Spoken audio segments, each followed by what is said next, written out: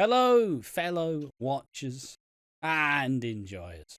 Ash and Piggy here from Watching Walford, bringing you yet another edition of Watching Walford. It's episode number 50, and today's episodes are going to cover the biggest storylines and takeaways from week 50 of EastEnders, all the episodes from the 11th of December 2023, all the way through to the 14th. The storylines we're going to focus are, I nearly just read main stories. It's absolute shambles.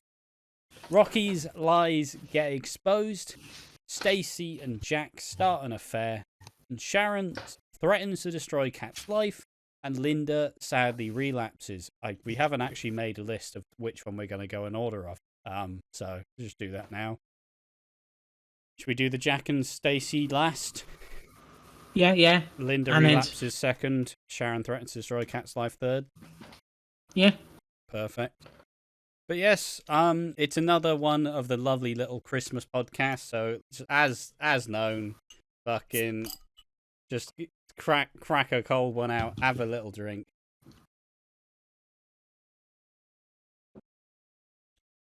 Because it's Christmas and it's a fantastic excuse to just pop out a couple beers, pop out some non-alcoholic whiskey. It's all grand over here. Generally, I suppose let's just go in towards the main bit of the podcast that we all love to do, and it's self-indulgent, wanky. Piggy, how are you doing, mate? How's your week been? The week's been good. There was a little hiccup on Tuesday that you might notice that I'll just bring it off because some people might be a bit confused. You might notice on Tuesday that the Walford on Tap, not reactions, the after the other episode of it, kind of ended so quickly. Well, I kind of had a bit of a mental breakdown, and Ash was just doing the socials rundown. He was doing the rundown of socials. And obviously, this is the episode where Dean reveals that Linda lied about plays the a rape. confession in front of everyone, so it's a serious So episode. Ash was going, yeah. Linda, fakes it, and then, well, guys, you can follow us on Twitter /X, Instagram, and Twitch. And I just went, Ash, be a bit more respectful. Read the room. Room. And this is all with me for the last 2 weeks, because obviously with Dean being here, for last fucking month, I've been like, Piggy, please don't say something stupid here. Please. I trust you to not say something ridiculous. But then a couple episodes, oh, fucking hell, some cuts. Basically, if there's any other cuts, Piggy's probably said something stupid. I think intentionally. He's not trying to be a dick, but does happen. The worst one for me was when we were doing. You might notice when we were doing the reveals of the Christmas victims. You might notice there's a slight cut. It's edited out, isn't it? Yes, you don't. You might notice in the you might notice in the Christmas episode where we rank all the 7 victims from worst to best. You might notice that there's a cut between number 1, because my mind went read it. So I went big, and my mind went big bad. So I went big bad, and then my brain just went booty, and I just went big bad booty rapist, and I was like, fucking hell, we're doing a serious topic here, and he's just done that. Fuck. Look, it will be nice the second that Dean goes, and then we don't have to kind of dance around the line. It's funny. As fucking Piggy says, "Read the room" to me after Piggy goes, follow us. And I'm like, sick. You said follow us. All right, I'll do the socials. Normal video socials. He said follow us. Yeah, follow us on all social medias. Ash, I think you need to read the room, and I'm like, you're fucking taking the piss. Fuck you. If you want a wrestling comparison, it was basically like the moment Ash gonna go, not again, bringing this up. Kind of like when I was at All In and fucking Jack Perry knocks on the glass door and goes, real glass, go cry in a river. It was essentially our fucking breaking point, because Ash was like, fuck you, mate, for burying me. I noticeably just dropped, because I'm like, sick. Cheers for that. Could have just told me after the fucking video we just did, Maybe edit the socials bit out. Yep, fair enough. Reasonable. on the fucking episode. Yeah, maybe you should read the room, you fucking idiot. I'm like, you just said follow us. I was following on from you. There was you live and learn, don't you? You learn. Yeah, I I'm know, just I like, know. but it didn't mean to be like, don't fucking do that on a show ever again. Yeah, exactly. It was kind of like when you say something in front of your boss, and like, and you're trying to be nice in front of your boss because your boss is bringing his friends over, and then you say something stupid, and the boss like, "Don't you ever fucking do that in front of my friends again, I you don't want to be little fucking undermined, you piece of shit. shit." That was You're on the essentially night Ash. shift. But yeah, It was fun. It was fun. It was fun. Like I I genuinely was annoyed at the time. I yeah, was very was like, annoyed I at the felt time. so bad. I was like, oh no, I really upset at Ash. I didn't mean to. And then Ash was just like, oh yeah, I'm fine. I was like, oh, fair enough. Yeah, I got it all out my system. Oh, that day I was furious at everyone though. Like I went down, my brother's like, "Oh, I had to clean this pan," and I'm just stood there like, "Fucking, we all fucking do that. Fuck off." But obviously didn't say it because I'm me. Yeah, no, it was funny though. We sorted it. It was very funny. quickly. If people want to see the unedited version, it will never come out. There's a lot of shit. There's some shit I say that cannot be aired on YouTube because not my that brain much, just. I'll say not that much. You know, Yeah. we are overselling it a bit. We're exaggerating it for the podcast, but there's not that much unreasonable shit that Piggy said. It's mostly just been about Dean, and it's like, you have to be good about this, please. We have to be. We can't fucking. You know, we can't fuck it up and upset someone. But yeah, I just wanted to bring that up in case you went, wow, Tuesday's watch along went very.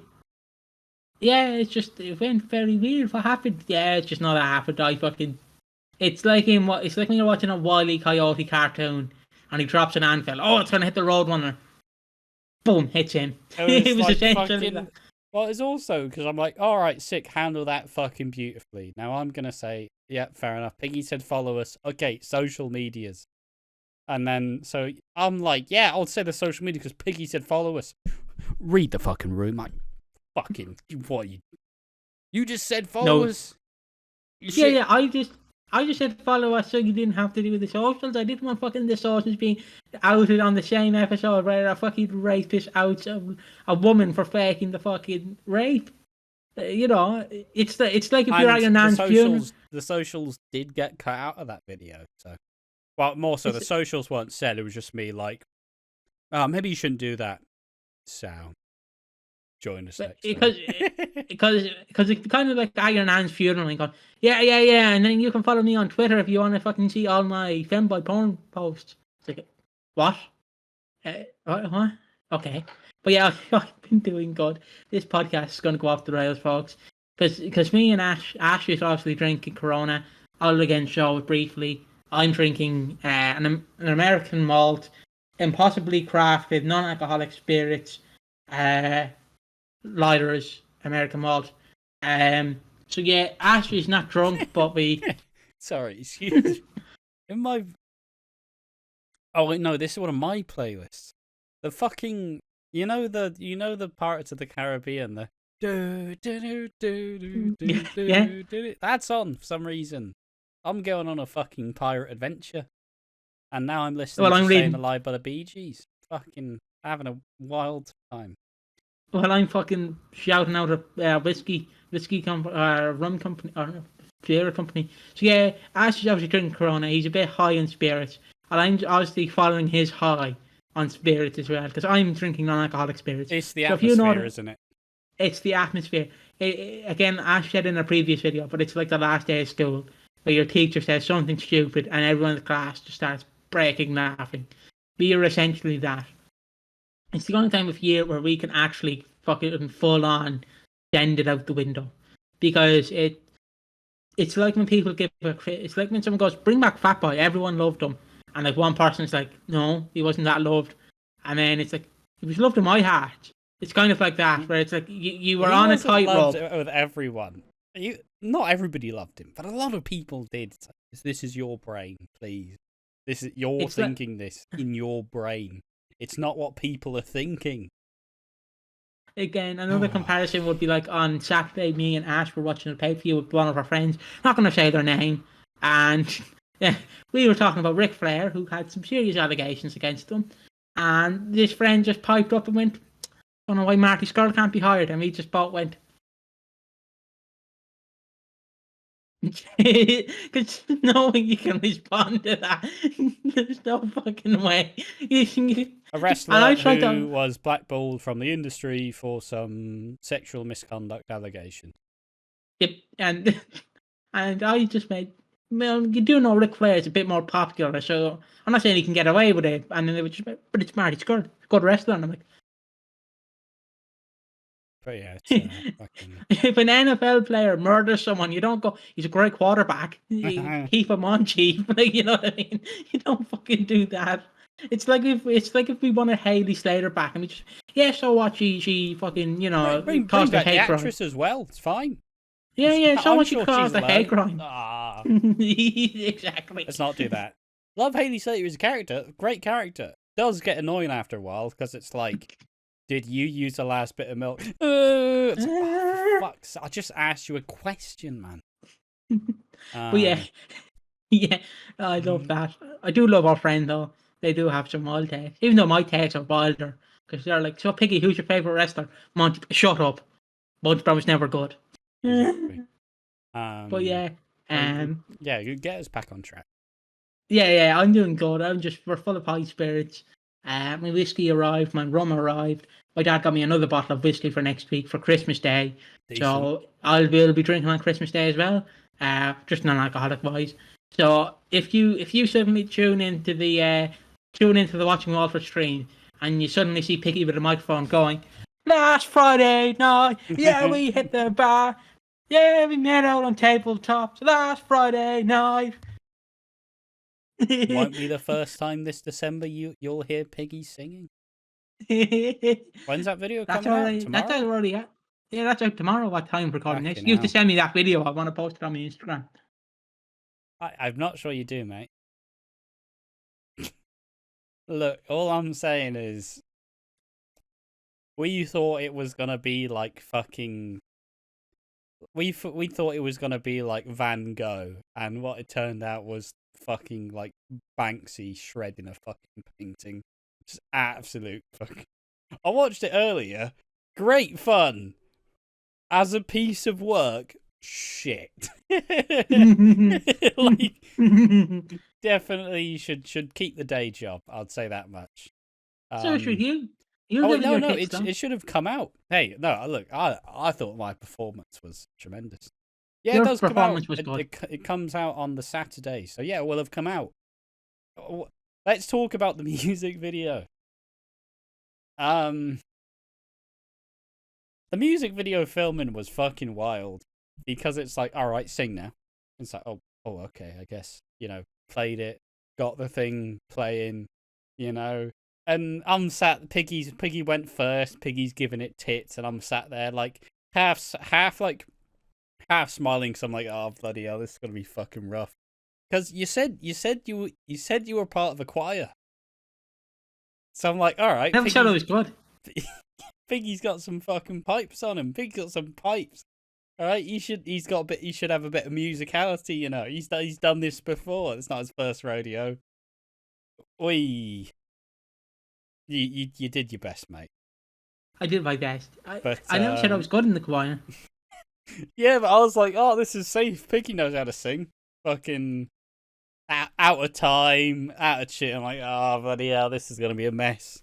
And I do it. Not saying I'm much better. I like to I like to think I'm okay. I'm not good. Don't have any vocal range or anything. I like to think I'm good. But even then, even though I knew that what we were going to produce was going to be the drizzling shit, so I was like, yeah, this is fucking sick. You ever know when you're a part of something big. Yeah, and I started editing bits in, like Liam Gallagher in the second take. None of it got in. None of it got in.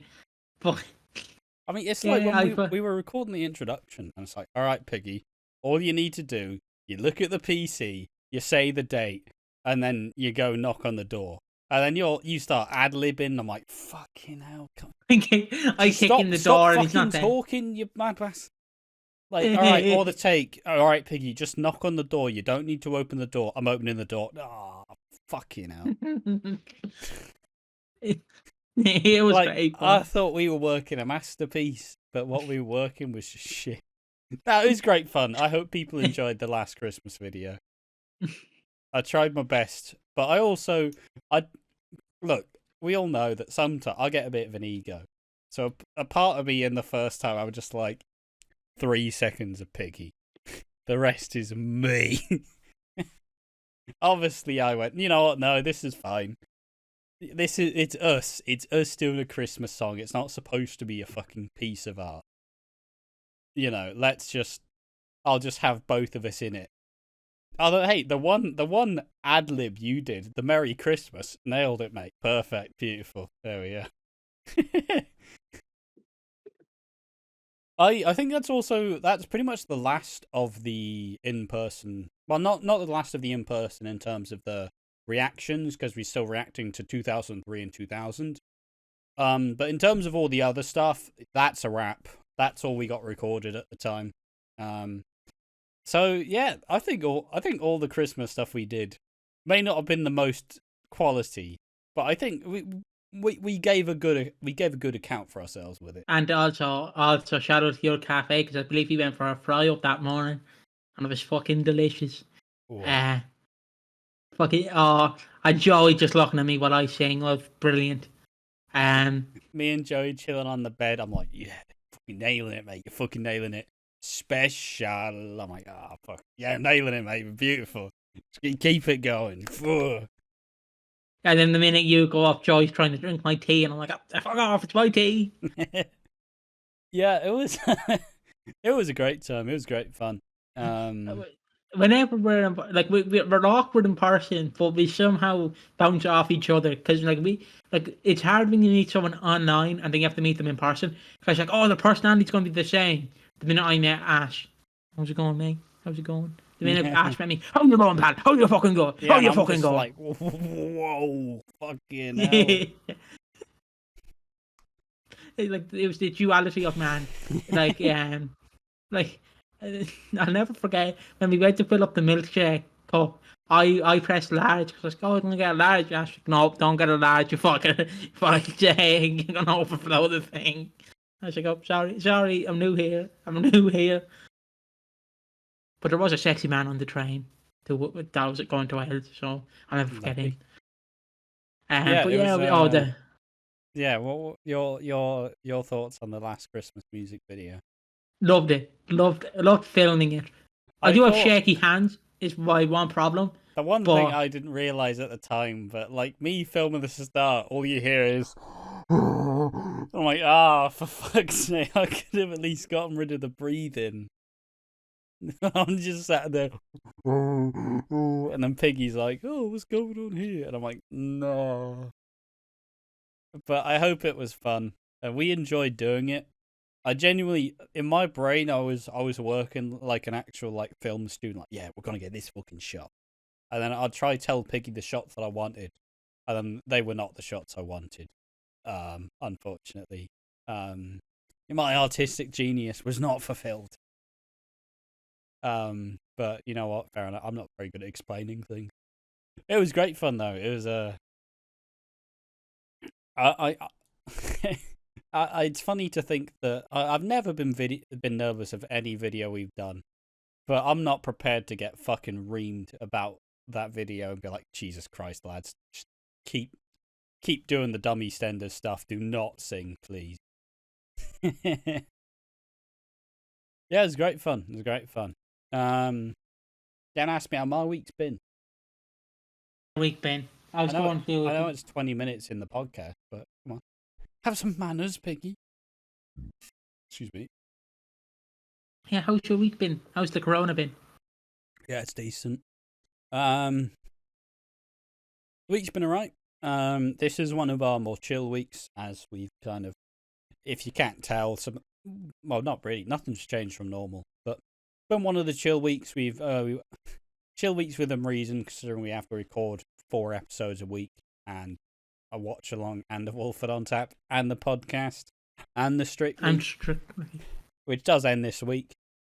But this week's obviously, it's been nice to have the 9 o'clock back, so I can actually commit to doing things in the evening rather than like fucking just doing nothing.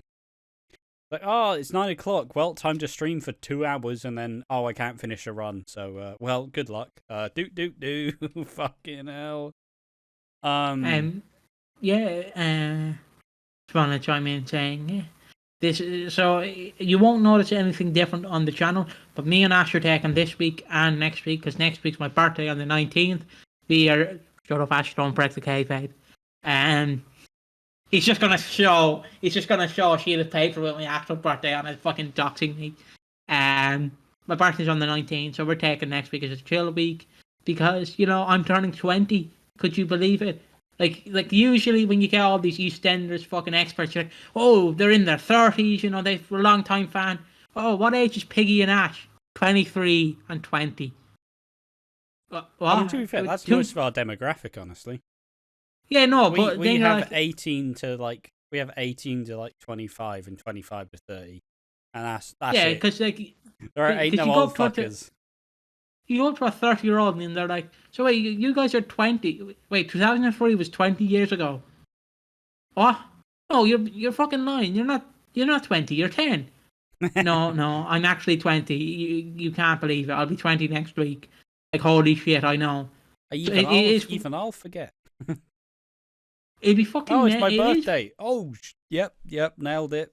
Happy birthday, mate. Happy birthday. It's like mental. It's mental when you look at it because we're going to eventually have that same thing because when we hit 2030s, we're always going to have that same reaction with the 2010s because we're going to be like, what the fuck?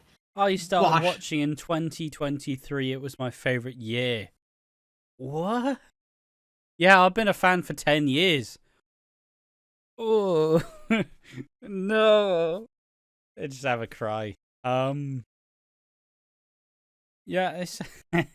It's funny. It's one of those things where to be fair, at least I do hope I will be not one of those people who slowly just gets older and more miserable. Where it's like, why the fuck are they bringing in the gay character? I was like, oh, Ash, you're nothing like you used to be. What happened? So we are, but yeah, we are bringing in a vaccine. We are taking a bit of time off. As said, nothing will change. We've been pretty happily working on a day, like a daily schedule. And I don't know how we do it. I'll be honest, mate. We it's like the Monday we record about 7 videos, which then stretches till like the next Monday, where the Reddits have been refreshed and people are talking about stuff. It just keeps going. Like the rest of the week's usually quite laid back and lazy, which makes me laugh. Like, if you want an idea, this Monday that just came, we only recorded, I believe, 2. Like three videos? Maybe 3, 4. and then on yesterday, at time recording, which was Wednesday, we recorded like fucking 2 Reddit videos and... Well, 1 Reddit video, 1 AI video, and fucking... And then yeah, be prepared for that one. That one's coming out very soon. I think it comes out on Sunday. No. This Sunday? Monday. This Monday coming? I believe so. When does the Christmas 2003 come out? I think that's... Fucking hell. Scheduling. Last Christmas comes out on the 15th. Gina and... Basically, I wanted to also have... Oh, I'm talking about this because that's going to be already out. I wanted to have another actual EastEnders video so people aren't just like, fucking hell, this is all we get, you shit singing. Fuck's sake. But yeah, it comes out on the 17th. So that's the AI, and then the Christmas 2003 comes out on the 18th. And then we have the final reacting to a Christmas on the 22nd. Then we have a couple of stuff prepared to go over the new year. A lot of it will be very reflective. How was the year? How was our year? Channel plans, channel predictions, bold takes for 2024. All that shit. But yeah, I suppose just to say, if there's going to be any gap in the uploads, probably will be the start of the year, as we are planning on taking a good old 2 weeks off. We might record a podcast in advance. Can we? No, not the modern one. I'm on about the unreleased second one. Yeah, and there'll be a new series that we're not going to fully discuss yet, but in case we cancel it. Quite like how we're planning on doing, quite like we did the 1985. We've picked another story in time that we're going to go through eps like week by week, and we're going to experience it in real time. We're going to try to sync it up with how the episodes go. May fail if we are busy or something tragic happens, but we will be trying to do that just because the classic podcast was fun and we did love doing 1985, but also it wasn't the time to be juggling as much as we were trying to do at the time. And then the Wifey Weeks where we take a break, because hopefully you may notice a one more match if you subscribe to that the ECW has taken a break, because usually we record ECW after this podcast. We watch the episode of ECW. That should definitely be changing as well. Oh fuck. We usually record ECW afterwards, but it'll be back in January with hopefully again our new podcast with Slater. But again, it's just when Slater's available. Because like whenever I ask guys, are you ready? Fucking ask like, yeah, I'm ready. Slater. 10 hours go by. Yeah, fucking yeah. I'm ready. It's 4 a.m. What are you doing? Playing Lethal Company. Fuck's sake. How the fuck am I going to talk about Christian Cage when all I want to think about is Rice Krispie bars? Like, what the fuck are you on? Yeah. Yeah. So but yeah, that was my point of saying more so. If there are going to be any gaps in the uploads, we have started to appreciate the daily uploads as much as it's a bit more hard work, but not like much of our Christmas content generally. Like our Christmas content has had a lot of deliberations, but all in all, it is fairly low effort content. But we are intending to take the first 2 weeks of the year off. But obviously the podcast will still come out as normal. We'll probably try get a bit of a backlog so we don't have to be as busy. And just ultimately take the time to chill, as at that point we will have been doing it a year. So, and if there's one thing that I didn't get in my previous job, it was the necessary breaks off that you need to actually refresh and not just be there like fucking, oh, Piggy, what did you think of this? Sound. Ash, what did you think of it? It was great. You know. You need... before we get into the... Yeah.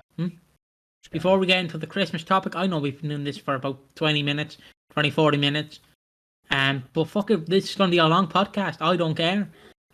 We'll take our time, and I'm not rushing. And if Ash tries to rush me, I'll just go even slower.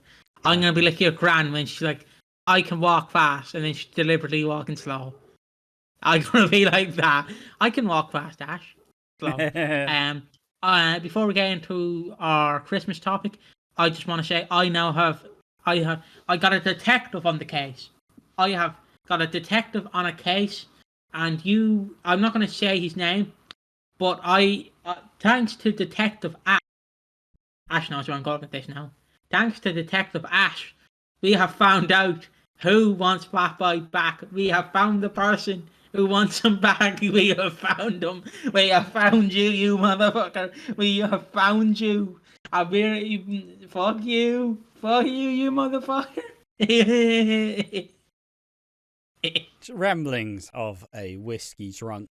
Don't take anything by it. It is 28 minutes deep into the podcast. Do you have anything else to actually cover before we get into talking about the Christmas topic? Simply saying, look, as we said before, this the last couple all the episodes at the end of the year is going to be a bit hysterical. It's going to be a bit fucking nuts. It's just how it's going to be. But ultimately, it's a bit of a journey. It's as much as we are talking about the Eastenders, and that's primarily why people are here. Ultimately, some people are here for us. So you do just get to see us kind of swap in between, where it's like, oh, we're enthusiastic. Oh, we're just fucking knackered. Or about 7 beers. I'm about 7 beers deep, just like, oh, what do you think happened on Christmas? Oh, fuck, that's Look, I can't get as drunk on Christmas Day, which is absolutely criminal. I'll say that. You much. can. You can. Yeah, but I'll have to sober up by 9:45. You'd be fucking fine. I can carry it. All right, mate. yeah, all right. Yep, sure. Totally believe in you, mate. Yep, yeah. You just have to stream. That's all you have to do, buddy. So yeah, Piggy, it's like Piggy. So you prepared to take over the stream for me? Yeah. So Piggy, your thoughts on insert character dead on the floor? It was good. The old classic. I mean, there's one thing to at least say is that we have at least both developed what we wanted to fucking have over the year.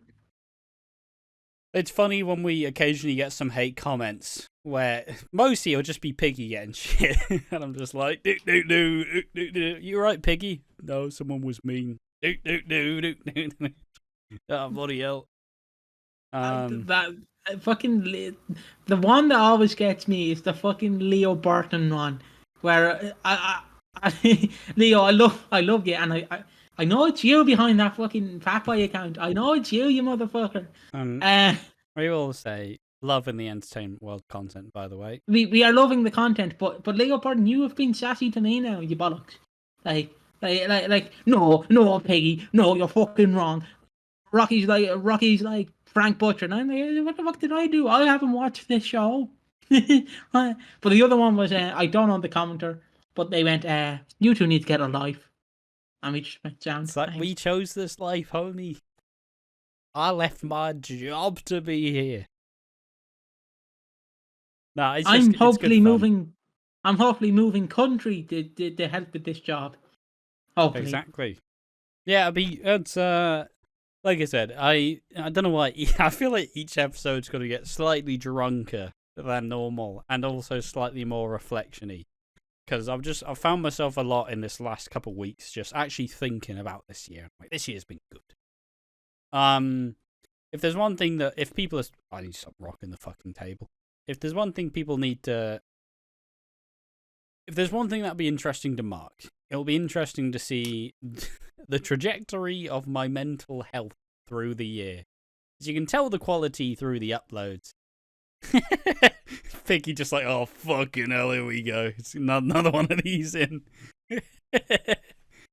But you can clearly tell as through the year and through it getting better, you can clearly tell a lot of the things in my life going much better. And just generally, just seeing me a lot more enthused, a lot more enjoying of this stuff. And I think it'll be funny to see, because look, I'm not very fucking quiet about mental health. It's a very open topic. I talk about it everywhere I possibly can. But I think if there's one thing to look forward to, in a lot of the tragic shit that has happened in the last year for me personally, at least through the year, I've kind of built up a lot more, like, I don't know, I feel like I'm stronger this year. I feel like as much as you can throw a lot of shit at me, and I'll just be like, fuck it, way. It's like playing dodgeball in school. You're the last one left, and suddenly you've got that 5% extra. You're smashing balls away. Oh, fucking hell! That's me right now, just batting away all of the tragedies and still moving on. So here we are. And if you're a fan of his point possible, and if you're a fan of his channel, expect a video December in review reflection. It was shite. Oh. Me and I was Piggy so got invested. Pissed. I was so invested. Well, I got pissed, and Piggy just got non-pissed with me. It was fucking great. Piggy got pissed by proxy. Not actually drunk, but is feeling. I'm getting the vibe. I'm getting the fucking vibe. I tell you. God, this podcast is unreasonable. But I don't even want to talk about the EastEnders for now. I'm just keep it going. It's a soapbox. No, but do we actually have anything else actually important to say? No, it's time to go into the Christmas schedule. Bloody hell. Christmas schedule, huh? No, the fucking our Christmas topic. Not the schedule, I mean, to be fair, please. we can look at the Christmas schedule as such. Not much planned. I will be creating the pages for the live streams coming days. Probably not. I'll do it the night before. But as said before, just to shout it out, there are only a couple of pre-recorded Christmas videos that we did in person still to come out. I mentioned it earlier, but it will be obviously the last Christmas which we've seen. It will obviously be the Ash and Piggy react to Christmas 2003 and 2000, and then in the bit of the lull in between the Christmas content, New Year, there'll also be a couple of pre-recorded videos that aren't actually related to anything that's happening. But will hopefully mean that we don't have to fucking be here like on the 27th, like, oh fucking hell. Well, here we go again, boys. Do. Dance for me, clown. Dance for me, clown. What do we even decide the Christmas topic was gonna be? Your Christmas schedule when you were younger. Like, how did you? So I like what I'm. Not even trying to respond in a way where I'm like, yeah, I know what was that, but just completely blank my mind. So Christmas schedule, Christmas. How would you like in the build up to Christmas? What would you be like? And then Christmas Day, would you be that dickhead at 5 a.m, like, I want to open me presents, Dad? Fuck off. I'm still waiting at the top of the stairs. Sound. Were you someone who searched for presents? No. Funny story. My nanny who passed last year. She would basically. So let me just grab this. So she get a present like this. Yeah. This is not cocaine, by the way. These are just guardrails. And she would start like put holes in it with her finger, going, there's a hole in it. Better open it now. And we were like, oh, come on, Gran. Yeah, she's just put holes in the presents, but like, I have to open it. There's a hole in it. There's a hole in it. Every fucking year. But when I was a child, when I used to live in my mother's house when I was very young, like 6, 7, 8, 9, 10, 11, 12. And 12 is where the rails started to fall off. Before she moved to a different town, across the road. So how I knew it was Christmas was across the road, because my mum didn't have any outside Christmas decorations. My auntie does, but my mum didn't, and probably still doesn't. Basically, our neighbours across the road would have like outside Christmas trees lit up, like reindeers. Fucking the house would be literally lit up. So how I knew it was Christmas was when that happened. Yeah. And when the school used to get like a Frosty the Snowman painted onto the window. And that's how I knew it was Christmas. And then the couch will be pushed against one of the doors. So there'll be 2 ways to enter the room. There'll be one way where you go straight from the hall, and the other way will be through the kitchen and in there, that way. And basically, how I knew it was Christmas is when the couch was pulled over the door. Not beside so you had to go into the kitchen to go into the sitting room. So that's how I knew it was Christmas. And what if you just checked the date? What? What if you just looked at the date? Fucking hell, it's Christmas soon, lads. Fucking hell. Not crossing off the dates with your calendar. No. And then usually on Christmas Eve, of course, Santa would come. In Ireland, I don't know. They probably do it in England as well. In your inside hometown, they'd get Santa Claus. Santa Claus isn't really; he's just busy. But they'd get an impersonator who is Santa, and how dare you? They'd be like, "That was real. That was real Santa. Don't fucking break it, Piggy." And they'd be like, "Ho ho ho! I'm coming to insert country here in the next 6 hours." And you'd be like, holy shit, Santa's coming! And then I wake up at like 5 a.m. I'd go downstairs before my mother's awake, just to open all the presents, sit by myself, play the games. What do you mean? That's never happening with me. I'm not allowed to open the presents yet. My mum was too drunk. Sounds about right. No, it was just. It was like, all right, wait an hour or two, because obviously they'd get up at like, Santa would be there at like 1 a.m, just like putting all the presents down, getting them all ready, like unsheathing them, Archie, the legendary. Getting all the presents out, all ready to go. But guys, it's 5 in the fucking morning. Please, just wait an hour. An hour, please. Just give me a break. Then we'd open the presents. There is a funny story that my dad tells me every Christmas. Now, I won't say his actual real name, but I have an uncle called Uncle Doug, and as just a hold of him, and there's a story. He used to live in my nanny's house with his girlfriend, Loves and a drink. of course the first son. And the story goes, my dad went over a few scoops with my granddad and Doug. A few scoops? Yeah, a drink. All right. And I thought so it my was dad... ice cream fanatics. And obviously Santa was busy, so my granddad had to fill in. And basically my dad said how he described it is, so he was walking home drunk, well not drunk, but he was sober. He's walking home, he opens the fucking door, he walks into this kitchen, and my fucking granddad and Uncle Doug is just, this fucking bike won't go, this wheel won't go on the bike. Fucking, my dad just goes, you're putting the bike on wrong, you're making the bike wrong. They're about pissed trying to make the bike. Making some dodgy fucking bike. They bought a bike and couldn't put it together. My Uncle Doug's the same guy with his first son, where he threw the fish down the drain and just told his son that the fish gone away. Look, all right, you have to. So I'd rather not. I'd rather see my dead fish alive as my last moment, not just floating in the tank like, oh fuck. It's a sacrifice. I'm sure that fish looked him in the eyes.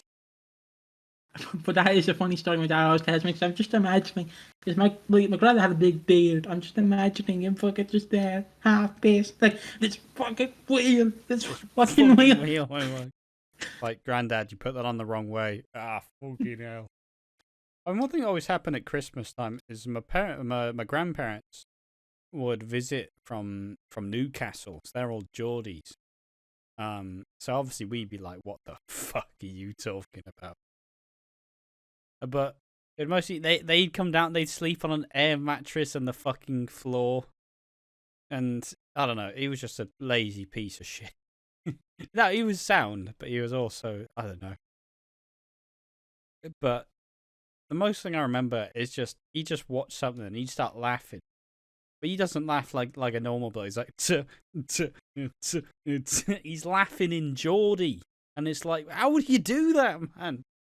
It's like, how are you doing that? That's your laugh. It's not possible. It shouldn't be doable. But yeah, that was mostly. I would wake up at like 5 in the morning. We'd sleep in the same room, like 2 of us would be on the fucking floor, just like, yeah. Obviously, I've got siblings, so we'd all be like 3 of us be like in the same room, just like, oh, Santa's coming, boys! Santa's fucking coming! And then like we'd wake up at 5 and we'd all like hype each other up, like, yeah, we're gonna get a fucking present soon. But look, I know that our audience aren't fucking kids, so like, it's always funny to think when your parents are like, oh yeah. Don't know if you got that, but they'd always be like, yeah, scribble this thing in the Argos catalogue, just circle it, and we'll know that's you. And I'm like, yeah, Santa knows what I want. But the present that I thought I wanted until I got it was a Scooby-Doo Stretch Armstrong. So I very quickly realised, what the fuck do you do with something that just goes, nee? Like, what the fuck do you do with that? What fun do you have with something that just, nee? What? It just stretches. That's it. That's all it does. I'm not fucking doing anything. I'm not like playing football. Like, go on, Scooby, hit that fucking ball. Whee, Like, what do you do with a Stretch Armstrong? Fucking, yeah. I still don't know. It's been like 15 years. Probably been longer than that, but I do love Christmas is like fun when you're a child. As my dad always says, it's fun when you're a child, because let's be honest, Santa was a real person. I'm not saying he wasn't, He's been dead for thousands of years now, like Jesus. He's fucking dead, 6 foot under. But you know, the illusion is there when you're a child, but when you get older, you're like, oh, bloody hell. Stick that fucking turkey in the oven, you wanker, and get that fucking thing over. Oh, pull a Christmas cracker, Dad. Oh, fuck off. Yeah, obviously, Christmas, just as you get older, you slowly lose the illusion. I think, anyways, because once you don't believe in Santa, Christmas is not really. It all goes to shit, doesn't it? It does, because you're like, oh, now you have to. There was one year where I found all the presents, and like at the time I was like, oh, that's sick, but then in retrospect it was all downhill because I'm just like, oh, but Santa's not been here yet. Nah, I was never really a believer. I'm not blaming the autism for it, but I'm definitely blaming the autism. Like, he's not fucking real. He's not real. But yeah, once the magic goes, it's a bit shit. But you know, you get down on Christmas Day, like, now that's what I call Christmas. Like, Two's playing, so you're getting like fucking, you're getting all the classics. Like, I don't know, like, I've forgotten all the Christmas songs, but you're getting all of them. It's all playing. Not that one. Bit too fucking depressing for 8-year-old me. Standing for Christmas, standing for Christmas, do. Or like, you know, the one song where they hit the fucking Merry Christmas. That one, whatever that song is. It's just one day of the year where you get to just be a fucking child. And you're just like, yeah, this is great. Love these presents. See, what I do now with me, and it's a bit different because Slater, again, bring them up. They buy me a present every year, and I just give them money in exchange for it. I know it's a very weird thing. Like, why don't you buy them a present? Because if I say, do you want this Lego set? They'd be like, have 5 of these. And I'm like, what do you think of this Lego set? Don't like it. Their character's too plain. And I'm like, oh, fuck. So what we do is they go, just send me a picture of your collection. I'm going to pick out one figure you like. So obviously this year they picked out one person I liked, which was Hook. Hook is a AEW wrestler. And then usually they go find 2 or 3 crap wrestlers like they're like $1 or $5.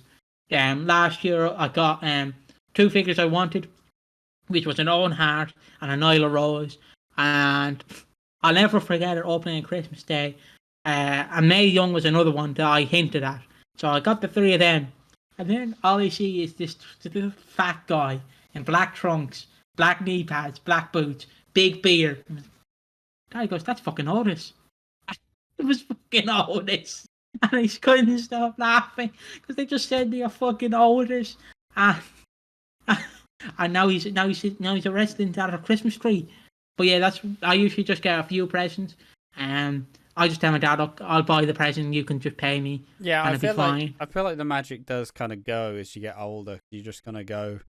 I don't know about you, but I'm sure it's a lot more fun. We have a lot more like thoughtful people around you, where they actually like figure out like what you'd actually want. But personally, the family's full of fucking likely autistic people who don't really have a good imagination, and the presents are never usually that well thought out or interesting or ever happen. It's like, all right, you got some socks, you got a Lynx Africa set, and you got some shit to fiddle around with. Some of those I enjoy, you know. I like fiddling around with shit while I'm recording. It's one of my biggest issues that I do. Where it's like, oh, what's here? Oh, a knife. Ah, bloody hell. Whee! I'm like, oh, fuck's sake, stop it. Which Ash is going to be like, how do they not know you? Every year, one of my uncles, the only uncle who gives me a Christmas present, he buys me a pair of socks. I don't mind socks though. I don't mind socks. All right. No, for me, like. Yeah, that is true. You don't like the concept of socks. Yeah, I hate. I don't know why I said that in the most wanky way possible, but. That's why I hate one of the streamers called Sid330, who is a sock, But yeah, it's just funny because I'm like, there might be 20 quid in this. That'd be good. That'd be fun. Get a pair of socks. Homer Simpson. Ho ho ho. Fair enough. There you go, Dad. There's your Christmas present. Pair of socks. Yeah, it's fun. It's good fun though. The one thing I did hate when a part of me would love to be able to tap into that like childhood like fucking joy, where you get really like, oh, that's fucking sick, yeah, it's fucking, you're fucking screaming your fucking heart like, yeah, I got this fucking Scooby-Doo Stretch Armstrong, look at it, it stretches, yeah, I got what I wanted. And they knew what I wanted because they asked me what I wanted and they got me what I wanted. Yeah. It's one of, like, a part of me wishes to have that childlike joy. The one clip that's been fucking going around my brain the last week or so is that video where the slightly chubby kid gets angry because he's losing Monopoly. No, I'm getting angry. And then the mum's like fucking screeching, go to jail! Go to jail! And he's like, no! Well, you're filming me! He's like fucking, it's like an 8-year-old. Just like, don't you fucking, don't you shit on me, boy. Oh, it's just, oh, it's great. I fucking love it. The one problem, of course, just like Cat Slater, I've trauma at Christmas. Yeah. Because, my other granddad, who drowned, thank fuck he drowned. If he didn't drown, I'd drown him. In a video he'd every Christmas. I'm joking, of course. I'm joking. I love my granddad. It's not like I wanted to piss on his grave or anything as a Christmas present. But just have to say that in the context so no one gets mad. He would usually on Christmas Day buy me a shirt I don't like. It would be like 2 sizes too small. Then he'd sit me on his lap and he'd start slapping my head, going, Peter, John, Jason, Mark, Callum. I'm like, do you not know my fucking name? I know you're an alcoholic, but still. That's why I never really went into the kitchen when I was at my dad's house. Because I was like, I do not like sitting in the kitchen because I just get reminded of my fucking granddad slapping me. And then I slowly got over it last year. But still, fucking John, Peter, Paul. I'm like, oh. And then people will go, but he's only being friendly. Yeah. But you don't start, like, if your wife, like, you're playing Monopoly with your wife, you don't fucking start smacking her face, going, well, look, go to fucking jail. But yeah, I remember one Christmas. I believe because no one ever really got me wrestling action figures. That was more in my teen years. I do remember one Christmas I got a Wii U, and that might have caused a bit of a rift in my family because my mom was very upset. Okay. Even though I never mentioned I wanted a Wii U. I fucking hated the Wii U. 1 year I got a South Park DVD. 1 year I got an Xbox 360. Lovely. And WWE 13 and 2K14. And then I got 2K15 the year after. And then 1 year I still have the 2 packets somewhere. I had to rebuy it because I broke the parts and everything over the past few years. I fucking broke the parts. If you're a wrestling fan, you would people will look at me and go, because for your casual fans, you obviously know, probably, even if you're not a wrestling fan, you probably know this guy. It's a certain charismatic enigma, Jeff Hardy. And basically, my very last Christmas with my mother, I hit the mic, in about 2015, I got, or might be in 2016, I got a Jeff Hardy and Matt Hardy 2-pack. And it was like, comes with ladders, it's heel Matt with the braids, Jeff Hardy with the slick back blonde hair, black hair. That's why people always go, why do you love the Antichrist Jeff Hardy? He was off his head. And I'm like, just special to me. Because there is certain things, like if you get, I don't know, a Superman action figure from 1974, like an action figure based off the 1974 Superman, you're going to obviously cherish that. So like, I remember this from Christmas when I was 10. You know what I mean? There is certain things you remember when you're a child. Yeah, exactly. It's most of the time it's the things you get into at the time. Mean a lot to you, but to some other person may not mean as much. Yeah. But that's what. Yeah, it's just basically sentimental.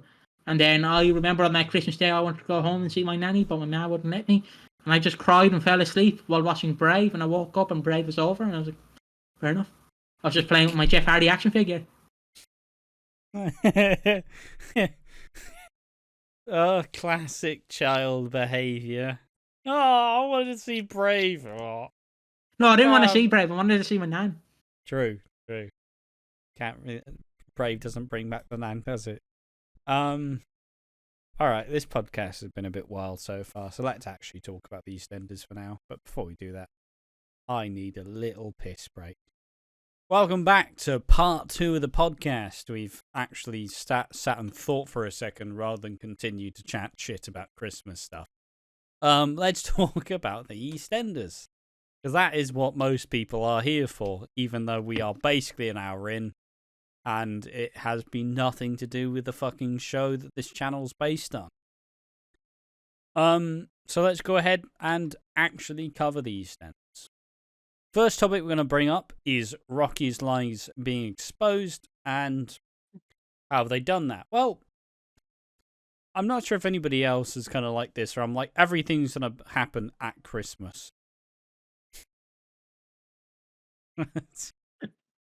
Fuck are you doing over there, mate? Oh, fuck it, broke on me. Come on, you cunt. Fuck it. Come on. What's he doing? Yeah, I'm trying to open the I'm about to cut to a fucking close-up. Are you just trying to fucking...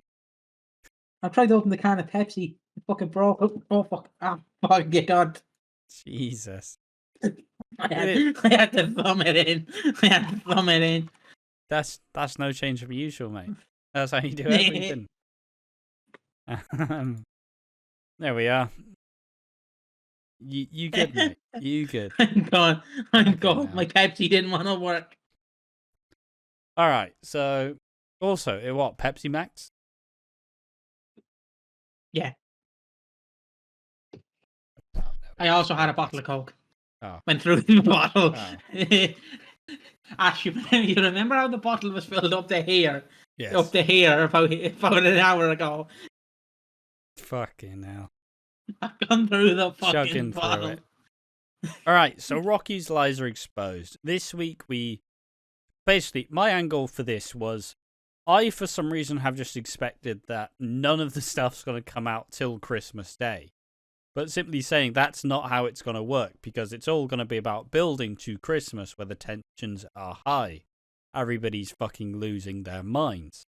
And why it's kind of exciting is to see that the shit's coming out now. Stuff's happening now. And I'm like, stuff's happening? Fucking hell. Because I'm so used to like previous Christmases where it's like, it's Christmas for one day of the year, shut the fuck up. And I'm like, whoa, okay, guys. You know? But, you know, Christmas has been Christmas. December's been the whole of Christmas so far. We're only halfway there. And yeah, EastEnders has been fully embracing all of the Christmassy goodness. It's only the 14th, and this comes out in 4 days' time. So it's this. 3, sorry. But yeah, why is it a big deal? Well, Rocky's lies have finally been exposed, where essentially it starts off on the Monday's episode where Nish just kind of goes, give me that fucking cafe. Boy, excuse me. Fucking hell, that was disgusting. Give me that cafe, boy. You know what you did. And in way of trying to get Nish to take away some of his loans, he obviously kind of crafted a scenario where Nish was going to buy the cafe off Kathy, and therefore, you know, get the plot of land, whilst Kathy kind of gets some money to kind of pay for the losses, and, you know, Nish gets a whole fucking plot of land from it, which is an absolute steal. Especially considering how low Rocky's fucking, like, how minimal his actual, like, how much money he owed him would be. What's he own, like, $3,000? You're not buying a cafe for $3,000 in London, you mad bastard. That cafe at least cost $200,000 or something. At least. No on EastEnders, it costs a $5. No on EastEnders. They come back for £1.80. That's how EastEnders works. Oh, fucking, it's 200 in real life. It's only €2 here, pal. £2. It is very true. The prices are kind of ridiculous. But yeah, and whilst doing this deal, Nish kind of goes, God, wouldn't it be wild if you two actually had something to do with getting that insurance money? And then Kathy just kind of goes, "Oh, fuck. Oh, shit." And then she sees Harvey, like, walking down the street. She sees a bit of, like, a disagreement with Harvey and Rocky. And she's like, why would Harvey and Rocky be at, like, each other's throats? And then goes to talk to Rocky. And Rocky doesn't necessarily say anything, but he just kind of looks at her like,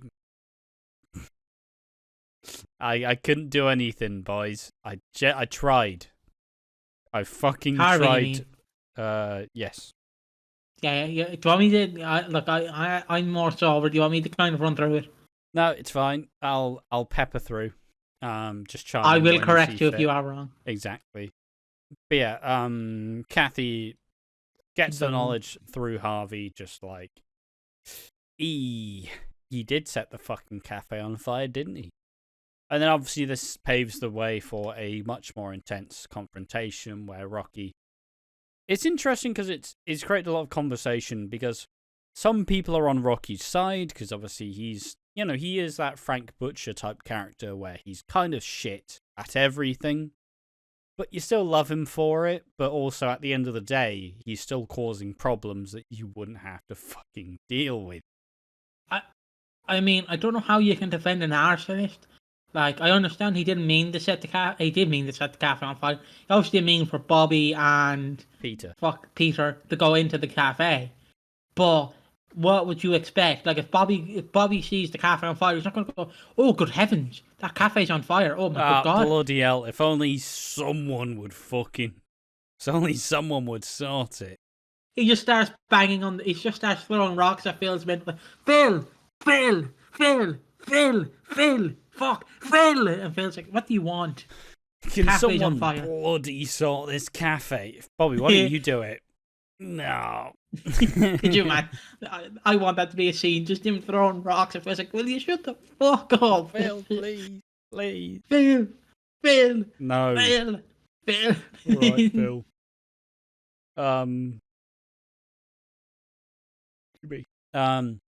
But yeah, obviously this is a blazing confrontation. Some people are on Rocky's side because he is that pathetic but still charming. So you're swept up by the lies.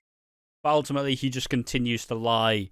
And he kind of, at this point, I'm sure Kathy's fucking fed up with it because she's like, yeah, but it doesn't change how much I love you. And it's like, yeah, but you still set my cafe on fire and put Peter and Bobby's life in danger. That doesn't fucking change anything. And obviously the Beals are all listening in and they're just kind of like, sorry, did you just say that you set that fire? And obviously they're upset, and now it creates a bit of a balance in between. Rocky is now sent fucking out of the Beals, like, get the fuck out, mate. You've done enough. And obviously you have Ian and Cindy being like, you could have killed my boys, Like, what the fuck's wrong with you? You didn't even get the insurance money anyways. If you did get the insurance money, maybe we'd be patting you on the back, but you didn't. Because you're shit. So they want to punish Rocky, but Rocky's obviously gone to live back with Sonia and Reese for now, as he'll try to piece his life back together very slowly and probably try and make some big grand statement at Christmas, like, Kathy Cotton, I love you. And then ultimately he's probably just going to get sent away because there's only... Someone made a Reddit post saying, it's been 3 lies since Rocky said, I'll never lie to you again. And Kathy said, you have one more lie. And it's been 3 lies since that situation. So it's hard to find a scenario where Rocky's somehow going to get away from this scot-free. I just wanted to cut the CM Punk promo. Tell me when I'm telling lies. I work for counterfeit caddies. Tell me when I'm telling lies. I just laugh at the one thing I do think of when I think of this thing, I do think of the Frank Butcher in, like, the pouring rain when Pat's there as well. It's like, Pat, oh, I love you. He's, like, screaming in the rain, just, oh. And then Pat's, like, fucking tears like a fucking funnel, just pissing down her face, like, oh. That's what I think of when I think of this scenario. Like what I want on Christmas Day. I already did this job with Phil, but I want fucking Rocky with Cindy. I love you, Kathy. Cindy like, she's in the Queen Vic. He's like, oh, I love you, Kathy. Yeah, but she's in the Queen Vic. Kathy's not here. He fucking, do you know, like in the it's early it's like when you put like soap scenarios in non-soap world. It's like, oh, miss, I love you, Kathy. Just open the door, and then it's like someone in the bathroom. Just Ian's just taking a fat shit, just like, oh, well, touching thing. I would say I was crying, but my eyes have been watering in there anyway. So, but she's not even here at the minute. So just move on, mate. Just. I know it's probably only a trope in TV shows in the early 2000s. But I want fucking Rocky to get a boombox and fucking play the greatest hits. That's even 90s. That's not even 2000s, mate.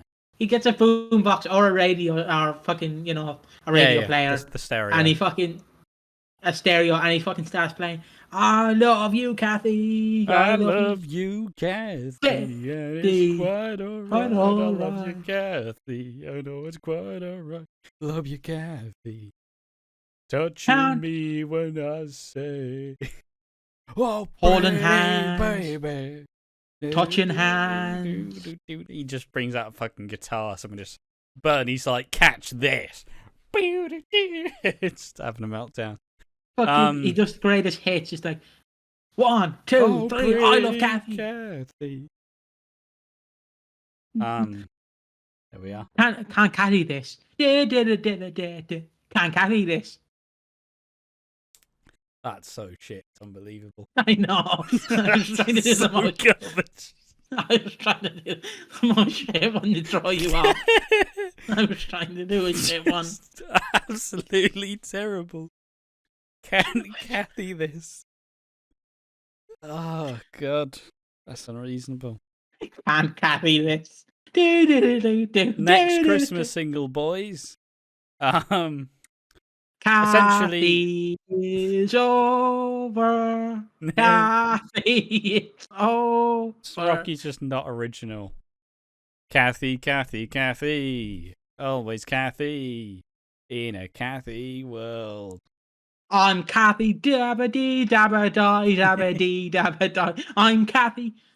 There once was a Kathy man, a Kathy house, and a Kathy window. The sweet Kathy guy, cool.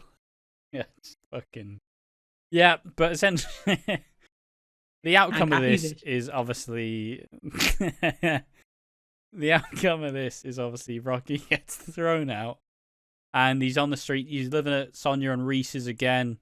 As for some reason, after all this time, even though Rocky tried to act like he was Sonia's dad, despite not being her dad, obviously, he gets to stay with them for now, and will continue to fester there for the next couple bit. Probably make as we have been fucking shit talking, a grand gesture to try and get their marriage back on track, rather than I want him to fucking do a Blink-182 parody. Just go, oh no, Kathy things. True cares, true brings. Don't waste your time. On me. I'm just like Kathy in your head. Inside your fucking head. I miss you. I miss you, Kathy. But yeah, it's gonna be him. It's probably gonna be Kathy, him trying to. First, probably try and make some peace with Harvey now that everything's been exposed, but he's not going to make peace with him because he's going to be fucking furious. Why did you tell her? But also just generally them. Rocky will be like the old school gent and try to make up for his misdoings, but ultimately Kathy's going to be pushed a little bit too far, and she's just going to be like, you leave, you fucking leave right now. Jasper's on his Jasper's doing the stereo. Any chance that we do you think there's any chance that Joe Cotton comes back, or do you reckon she's been shelved? I think she might have been shelved. Because the way they're telling this story is Rocky's down in his locks. Because I don't know how you can just go, Joe, yeah, fucking that 50k, yeah, me and you, Boggo, yeah, fucking 50k, yeah. There's no way you can rope Joe into this, I don't think.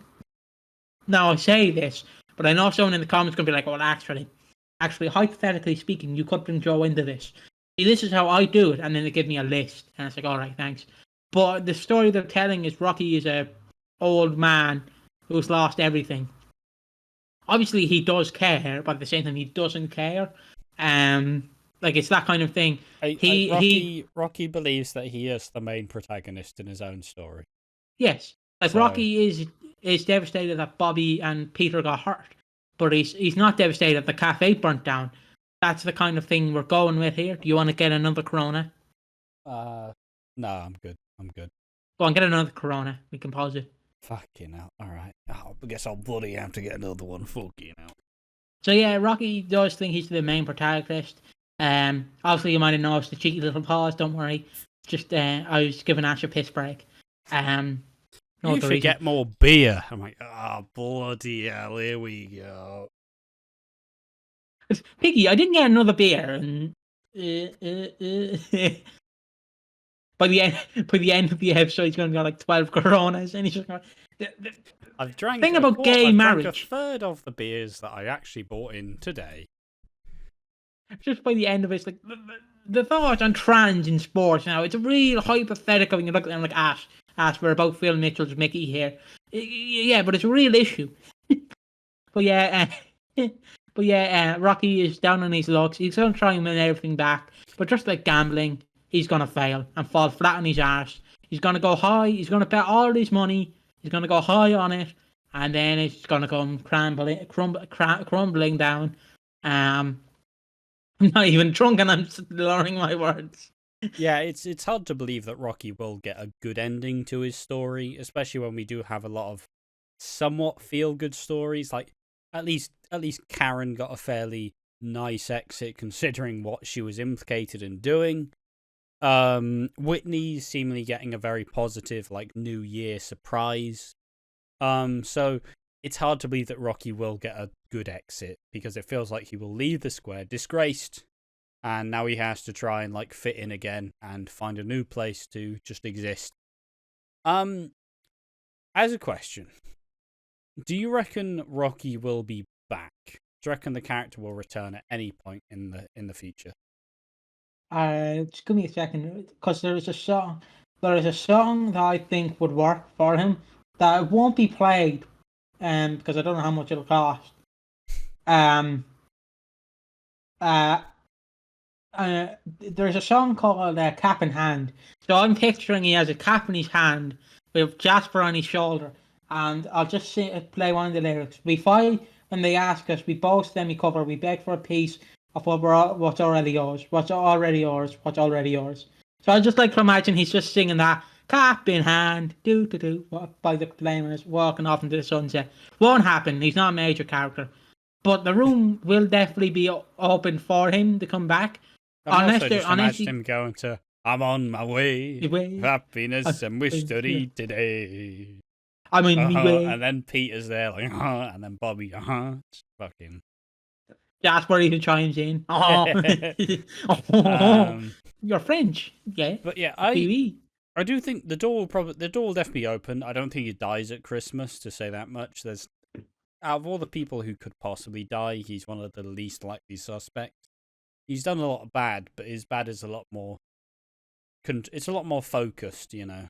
It's a in psychology terms, it's like a control group where there is one variable here, and this variable is Kathy. You know, she's the main, like, she is the nucleus. Rocky are the electrons fucking round the outside, just orbiting her. So it's unlikely that he ends up dying. I do think, like Entertainment World suggests, I do think that he will get a Frank Butcher type exit where he simply just decides, I've gambled one last time, it didn't work, I just need to move on now. I think the door will be left open for him, but again, just like seeing Karen return in the next 5 years, it'll be unlikely. If Rocky ever returns, it'll be for like a one-off gag, I think. Do you know, like how originally when Cindy came back, it was like just for children in need. I think it'll be something like that, where it's like all the ghosts of Kathy's past haunts her. It'll be Except very for Pete Bell. difficult to bring him back with the bridges they'll have to build for him to actually have a return. Unless you bring him back Dottie and then you want to on-retcon the fucking... Yeah, my dad! We've retconned the unretcon. We're now unretcon the retcon. No, I think it'll be a shame. I wouldn't mind it if he somehow reconnects with the Cottons. Maybe he fucks off to Ireland. Like with Charlie Cotton and whoever the fuck else. Like the kid. I swear that was a kid in there somewhere. Is it Ronnie's kid? Did Ronnie have a kid with Charlie Cotton? Who the fuck knows? Why the fuck are they in Ireland? Is my question. Well, that's just where they live. It's like Dot had. Well, Dot owned a lot of land in Ireland, so because obviously Dr. Leg passed. Dr. Leg lived in Ireland a lot, so I swear, yeah, they're in Galway. Galway, it's Galway. Galway, whatever the fuck. Shut your mouth. Galway, you sound like a Yank. A Galway. I think yeah, the Galway yeah, guys. Ronnie did have a kid with Charlie Cotton. That's grand. Well, Regardless, grand if in some way they reconnect Rocky with his like family, maybe that'll be the way to do it. But I don't know. I feel like his exit was a bit too sudden to really believe that it was a mutual decision. It's hard to argue that they genuinely went, yeah, Rocky, you're going to leave at Christmas. And he's like, yeah, sound. I feel like he just went, it's probably my last year doing EastEnders, lads. I'll be real with you. And they went, oh, shit. Well, see you, Rocky. Bye-bye. Love you. Fuck you, bye, you know. It's hard because the door will be open, but the chance is it's going to be a door stopper, a bunch of baggage, a bunch of fucking like suitcases there. The door's going to be there, but inside it's just going to be a hoarder's paradise. Like, so I will say, it's like Karen's. As a whole, to me I personally, do feel like he's probably one of the best characters they've introduced in years. Harvey. Like in the last, fuck off. Fuck off. Like Rocky and perhaps Suki are probably two of the best characters who have been introduced in the last couple of years. I like how honest my response was to that. Fuck off. Tyson the dog. He's been a great introduction. He's barely seen. He probably was one of the best characters they've introduced in the last couple of years. A character who encapsulated what people believed in. You know, basically, Alfie was gone. Alfie was fucking ruined. So they wanted to bring back a character who's like Alfie in the charm and the, like, snake oil salesman, kind of, but never that harmful. And they kind of got it in Rocky. It was like lightning in a bottle. Brian Conley did a fantastic job of playing the character. But yeah, I think he just went a bit fucking... Brian Conley just went a bit Rocky Cotton and went, sorry lads, I want to leave this year. And it's like, Brian, we were recording this in December. Yeah, I'm done at the end of the month, guys, sorry. But fuck you, I'm leaving. Sound. Cheers, mate. Cheers for giving us some warning. But then Brian Conley, he is good, but wouldn't be the first time it happened. Just like how Kirat suddenly left in about 3 episodes that one time. We need to do a video on the quickest exits of all time. It's obviously going to be that dad who got fucking escorted on the show straight out of the show. I'd love to say I remember the name, but I don't. But yeah, the whole we talked about it a lot, but the abandoned storyline where it was going to be the dad was abusive to all the kids, and the kids want to kill him in the build up to Christmas and cover up the body.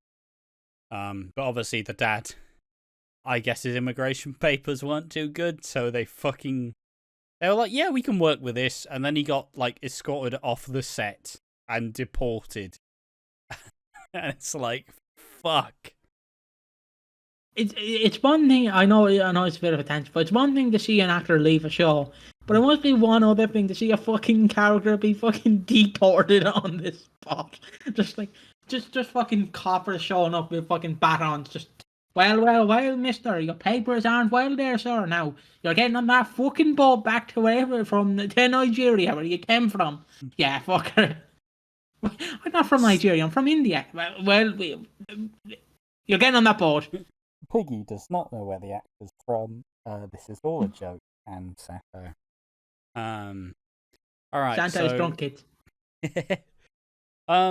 Let's go on forward. So we covered all the Rocky stuff. Essentially, we don't really the door will be open in a sense, but I feel like it will take a good couple years to kind of the second that cobwebs start to form and you're like, fuck it, that was all great. It was a great time.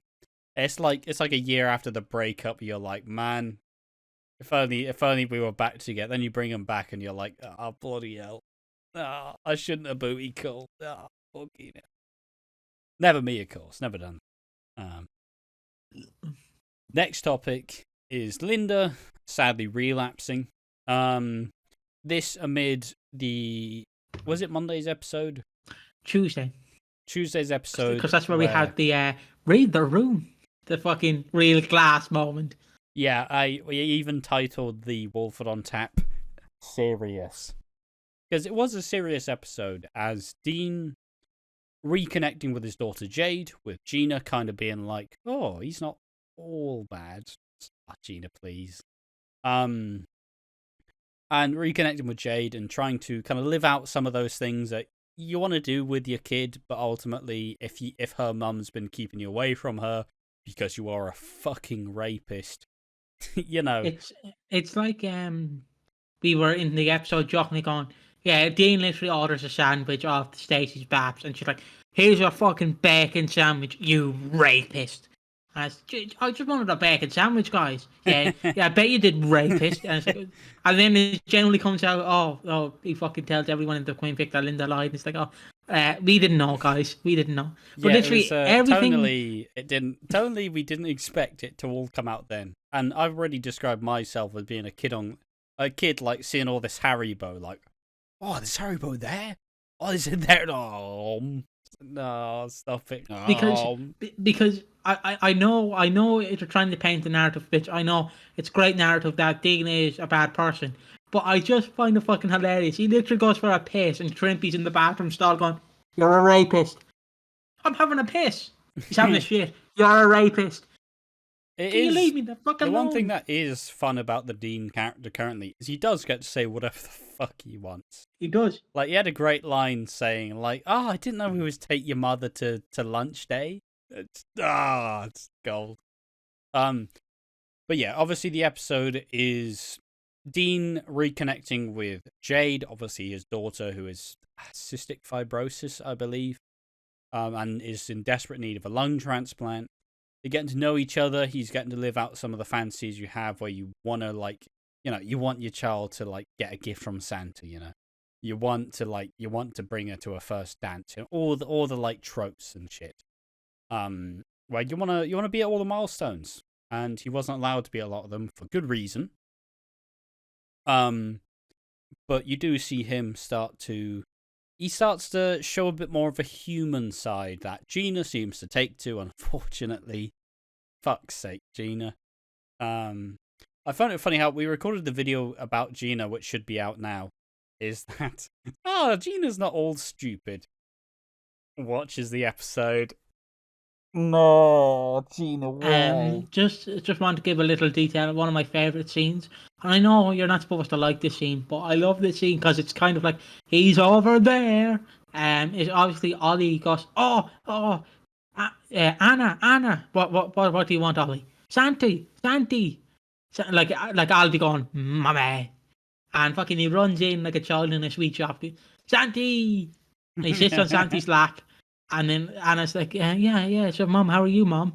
It's long time no see. It's Christmas time. Yeah, it's Bobby, isn't it?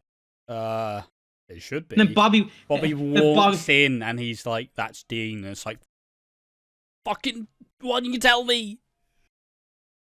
There's a scene I wish they did where Bobby just pulls up his pants after having a shit and it's like, wouldn't go in there, lads. And they're both like, wait, he's not Santa. No, he was having a shit. he was having a break. But yeah, and obviously Linda gets this. Linda gets this image sent through, and she obviously starts to realize, and it dawns on her, because I can't imagine being in the situation, but I could imagine the worst thing in the world to imagine is your child kind of seeing the man who assaulted you, and she just kind of absolutely loses her shit. Just like, what the fuck? Who thought this was a good idea? Obviously, Anna didn't mean it, so... I mean, just to defend this, you can't, like... It's like when you see a mouse go into a bear trap. You can't really be like, no, mouse, don't go near the bear trap. You're not going to step in. Like, you know what I mean? Ollie really wanted to see Santa. Why is the mouse going into a bear trap? How about a mouse trap? Going into a bear trap. How about a mouse trap? The one's designed for mice. Not a fucking bear trap. You can't put a bear trap in your house to get a mouse. Fucking hell. You fucking... But yeah, Ollie really wants to see Santa. Exactly. So you can't really... It's a childhood innocence type deal, right? You can't really have, like... So let's just say this is Ollie. You can't really have Ollie go, Santa, Santa. You can't really be like, no, Ollie, no, Ollie. Santa's a rapist, Ollie. It's like when your dog starts a fight with another dog. It's like you can't just... Yeah, and you're pulling the dog away. It's like, no, come on. He's bigger than you. He's better. It's like, it was an interesting take where people are just like, why would Jade want to reconnect with Dean? And it's like, because Shabnam's not fucking told her, has she? If there's one difficult conversation you don't want to have with your child, it's saying that your dad is either not here, we don't fucking talk anymore, or he's done some really fucked up shit. That's not the conversation you want to have. You want to fucking keep that childhood innocence. You don't tell them Santa Claus isn't fucking real. You don't say that the Tooth Fairy doesn't exist. You let them believe, because they're going to believe. You're not just going to say, your dad is a fucking piece of shit. And the reason you don't see him is because he has sexually assaulted a woman. And tried to do it with another woman. Like, some people are just like, I don't understand why people don't... I don't understand why Jade wants a relationship, because she doesn't know. Shabnam's not going to have that conversation. Yeah, we don't have secrets, but the fucking darkest secrets. You know? And obviously this leads to Linda relapsing. She sees a bottle of wine. To say, hold on. The context is, she sees the photo of Dean with Ollie, she flips out and gets a bit fucking angry. Yells at Dean, mentions the fact that he's a sexual predator. Well, Keanu mentions that he's a sexual predator, because obviously Keanu was a part of the comment where Dean went, oh, I didn't know it was take your mother to fucking lunch day. So Keanu lashes out and says he's a sexual predator. Jade hears this, obviously just starting to know her dad, starting to like her dad, realizing, oh, fuck, this is real. This is, you know what, fuck this. And Linda kind of agrees and nods to it. And later on in the Queen Vic, Dean finds himself behind the bar, kind of akin to when Peggy revealed the Patton Frank affair, where he simply goes, look, Linda lied. She's always been lying, and she has never stopped lying. I am not guilty. I am in the clear. I have been a victim of her lies. Plays the recording of Linda in scrupulous detail, describing how her fake confession in front of all of her friends and family at the Queen Vic. The Knights try to jump in to be like, yo, this is why she confessed. It's not actually real. But obviously some people there, well, you hear someone say this wasn't something that happened. Some people go, you know what, maybe it didn't happen, right? Maybe you didn't. Maybe she did lie. Because some people weren't there at the time. They didn't see the effect it had on Linda. So it's just a big shame to kind of see that some people will genuinely believe that now Dean is a victim in an endoscope of lies rather than what Dean actually is. And this does lead to Linda relapsing, where she has a serious conversation with Phil. where Phil is kind of acting as her sponsor. Just like, look, you don't want to be back on the booze. It's a terrible fucking path. You need to go to a meeting now. And she's like, I've got stuff to do. I'll go to the meeting in the morning. And obviously what she's doing is preparing Sharon's stag do, hen do rather. Hen do. And yeah, unfortunately she relapsed, grabs a bottle of bubbly, starts drinking. And yeah, this sadly leads to her relapsing. She tries. Also, I suppose that wasn't the first time. The first time was obviously when Anna got back from taking Ollie. She was a bit nervous, so she poured out fucking a massive glass of vodka, which is unreasonable. I'm not, mate. I don't want to drink that much vodka in my life. Never mind one fucking sitting. Leave it on the fucking kitchen table. Linda finds it, looks at us, looks at Ollie, looks at Annie, like, I really shouldn't, but ultimately, alcoholics, well, you don't really have the willpower to say no to something that'll take all the pain away. So obviously she relapses. And then during the hen do as well, she continues to drink more because it's all gotten a bit too much. And it's pretty fucking miserable, I'll be honest. It's really, like, as much as it's compounded by a lot of the light-hearted nature of the hen do and the stag do in that episode, like, the comedy was on point in that episode. It was all really good, but like, it's still kind of grounded by Linda's relapsed, and you know, we all saw how it happened last time. Obviously, this kind of culminates in a massive, not necessarily confrontation, but a drunk Linda essentially telling Sharon, like, yo, if Phil's the dad, Phil probably should know.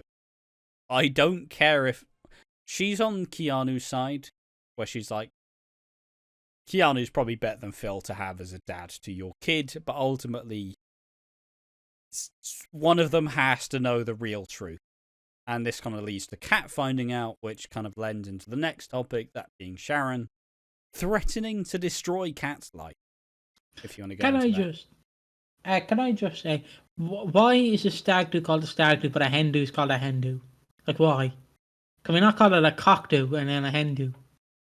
So the males have a cock do and then the women have a hen do. I'll be honest, I don't really have. I do not have the genuine reason as to why it's called a stag do. I mean, the male stag is, I don't know. I don't know. If I make shit up, I'm gonna imagine that the male stag is a very fucking gets its food, mothers, like fathers, children. But ultimately, I think it was also, apparently it came from like stag and doe. In Canada, they do a stag and doe. Stag being the male fucking like deer kind of. And then obviously the doe being, who the fuck knows? Who the fuck knows? I tried my best. Can we talk about the stag do, if you don't mind? Yeah, let's talk about the stag do. Let's keep it light, because it's been a lot of dark shit. What time? How long has this podcast been going? How long is it currently? I think it's around 1 hour 30. Oh, fuck, 30 more minutes to go, lads. 30 more minutes to go. So the lads have a stag do. Fuck, I'm still learning my words. And they have a stag do. And fucking, basically, Reese has organised it. He got a stripper. The same stripper that was at Rocky's stag do.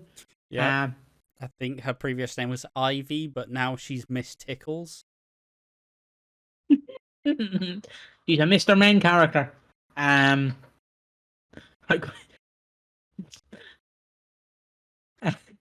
Fuck's sake. Love Mr. Men. Actually, quite quick for you, mate. Oh yeah, I used to read formerly on the Pigs and Forks channel. I used to read Mr. Men comics for people. Okay. So yeah, they're having a stag do. It doesn't go too well. It's a boring stag do. Like, there's nothing fun happening. Like, imagine Sharon's where it's a big hen do. You know, all the strippers are around. They go do. Reese is just more like a flaccid penis. Congo line. Yeah, and then they all go back to Keanu's and they play a game. I like to imagine they're playing Fortnite. or Call of Duty Modern Warfare, or whatever the new Call of Duty. For bringing in strippers, there wasn't actually a lot of stripping in the episode. Yeah. And I like how I'm going to say this as someone I don't know how many beers I've had at this point, but a decent chunk. Look, that's not a fucking stag do. I'll show you a stag do. Please the fucking end of the coming out. I don't know. The end of the They brought in a stripper, and the most they had was some cleavage. They brought in some men, but they weren't even in tight black pants. They were in some like fucking boxes. I'm like, may as well lean into it, boy. I know it's pre-Watershed, but you're getting Christmas aired at post-Watershed. Give me some strippers on post-Watershed EastEnders. But and your dead body is Dean, who's ordered a stripper to sit through and make Linda watch the whole time. And she's stripping and Linda's seething. Obviously, I don't know what game Reese and what's his name? Reese? No idea. Reese and Zach. It was Zach. I don't know what game they're playing, but when Reese is just going, what's the gun option? What's the gun option? I'm like, oh yes. I can't change the weapon. Exactly. I like to be fair, the main thing about the fucking stag do was that fucking ridiculously sized like pint glass. Where it's like fucking woo, a little like ball at the bottom. Like, what the fuck is that? How the fuck do you drink one of them? Like, hey. Just have to make sure I pick up the empty can. Just fucking no, you do it and you just start going caressing the little ball bottom. Regardless. Oh, my fucking voice is gone. The stag do's and the hen do's were a very fun comedy to what was the sad bit of the night. And ultimately, when Linda and Sharon are having that conversation in the bathroom, like, yo, if Phil's the dad, I'd probably take Keanu. Kat's, like, in there having a wee, like, what the fuck? Also, side note, Kat doesn't wash her hands. She does not. Filthy bitch. Wash your fucking hands out of that piss, I tell you what. I know you have to do more extra work as a woman because you have to wipe. And sometimes I wipe too. Just, you know, clean the foreskin. But, but like, come on. I know you have to do a bit more, ladies, but fucking wash your hands. You don't have a big shite and then just stick your hand and go, oh, you like a bit of chocolate, Sharon. No one wants that. No one wants that. I wish I didn't hear that fucking thing in the first place. I'll be real. You're not carrying on. That's you want me to carry your on? Little rant. I'll carry on if you want Kat obviously kind of storms out like, he fucking will hear it, you know? And this kind of, we get Mother Sharon. We get Sharon trying to keep her life intact, the life that shouldn't be in tatters, the life where Sharon goes, look, Kat, I like you, you're great, but if you fuck my life up, I'm gonna fucking ruin your life. And it's like, whoa, what are you doing? What are you doing, Sharon? You're supposed to be friends. You've helped each other through conflicts in your fucking relationships. You know, Sharon's been like, I don't know if Keanu wants to be with me. And Kat's been like, look, just do it, pussy. And then the second it goes fucking mean, I'm going to take your life, I'm going to shag your man, and I'm going to take your entire life. What? I do want to also add the fact that also, fucking Phil opens the window. It's like, will you two bitches stop bickering, please? I'm fucking trying to read the newspaper up here. Did you see the recent tragedy? He's just, again, I know I mentioned it before. I like to imagine he just has a big stogie. I think that's what they're called, a big cigar. Oh, a cigar. Yeah, a big stick. Yeah, and What's he's just the thing with cigars is nobody ever really smokes a cigar because, you know, if you smoke a cigar, your lungs are just like, please. But yeah, I like to imagine he's. What did you think of the football, Phil? Oh, I don't know. Fucking raspy as fuck. But like again, I like to imagine he's having a big cigar, feet up on the bed, orange juice at the table side, Mate, it'd be newspaper like in one hand. If you What? decide to start smoking cigars, you just like buying the glass, you'd get yourself a chair, you get yourself a smoking jacket, like. Yep, this is great. This. That's what I like to imagine Phil does at night time. Or he, as you said, you know, like how Peggy in her final scene had a chair. She was looking out the window. Yeah. He has a chair in that exact same spot. He's just looking out the window with a big cigar, like fucking peasants. I tell you what, fucking peasants. They don't know what the Mitchell Empire's worth, but I do. Dad's crying because that's where his mom is, and he remembers. Oh, that's where she died. Oh, she wouldn't have. She'd love a smoke. I tell you what.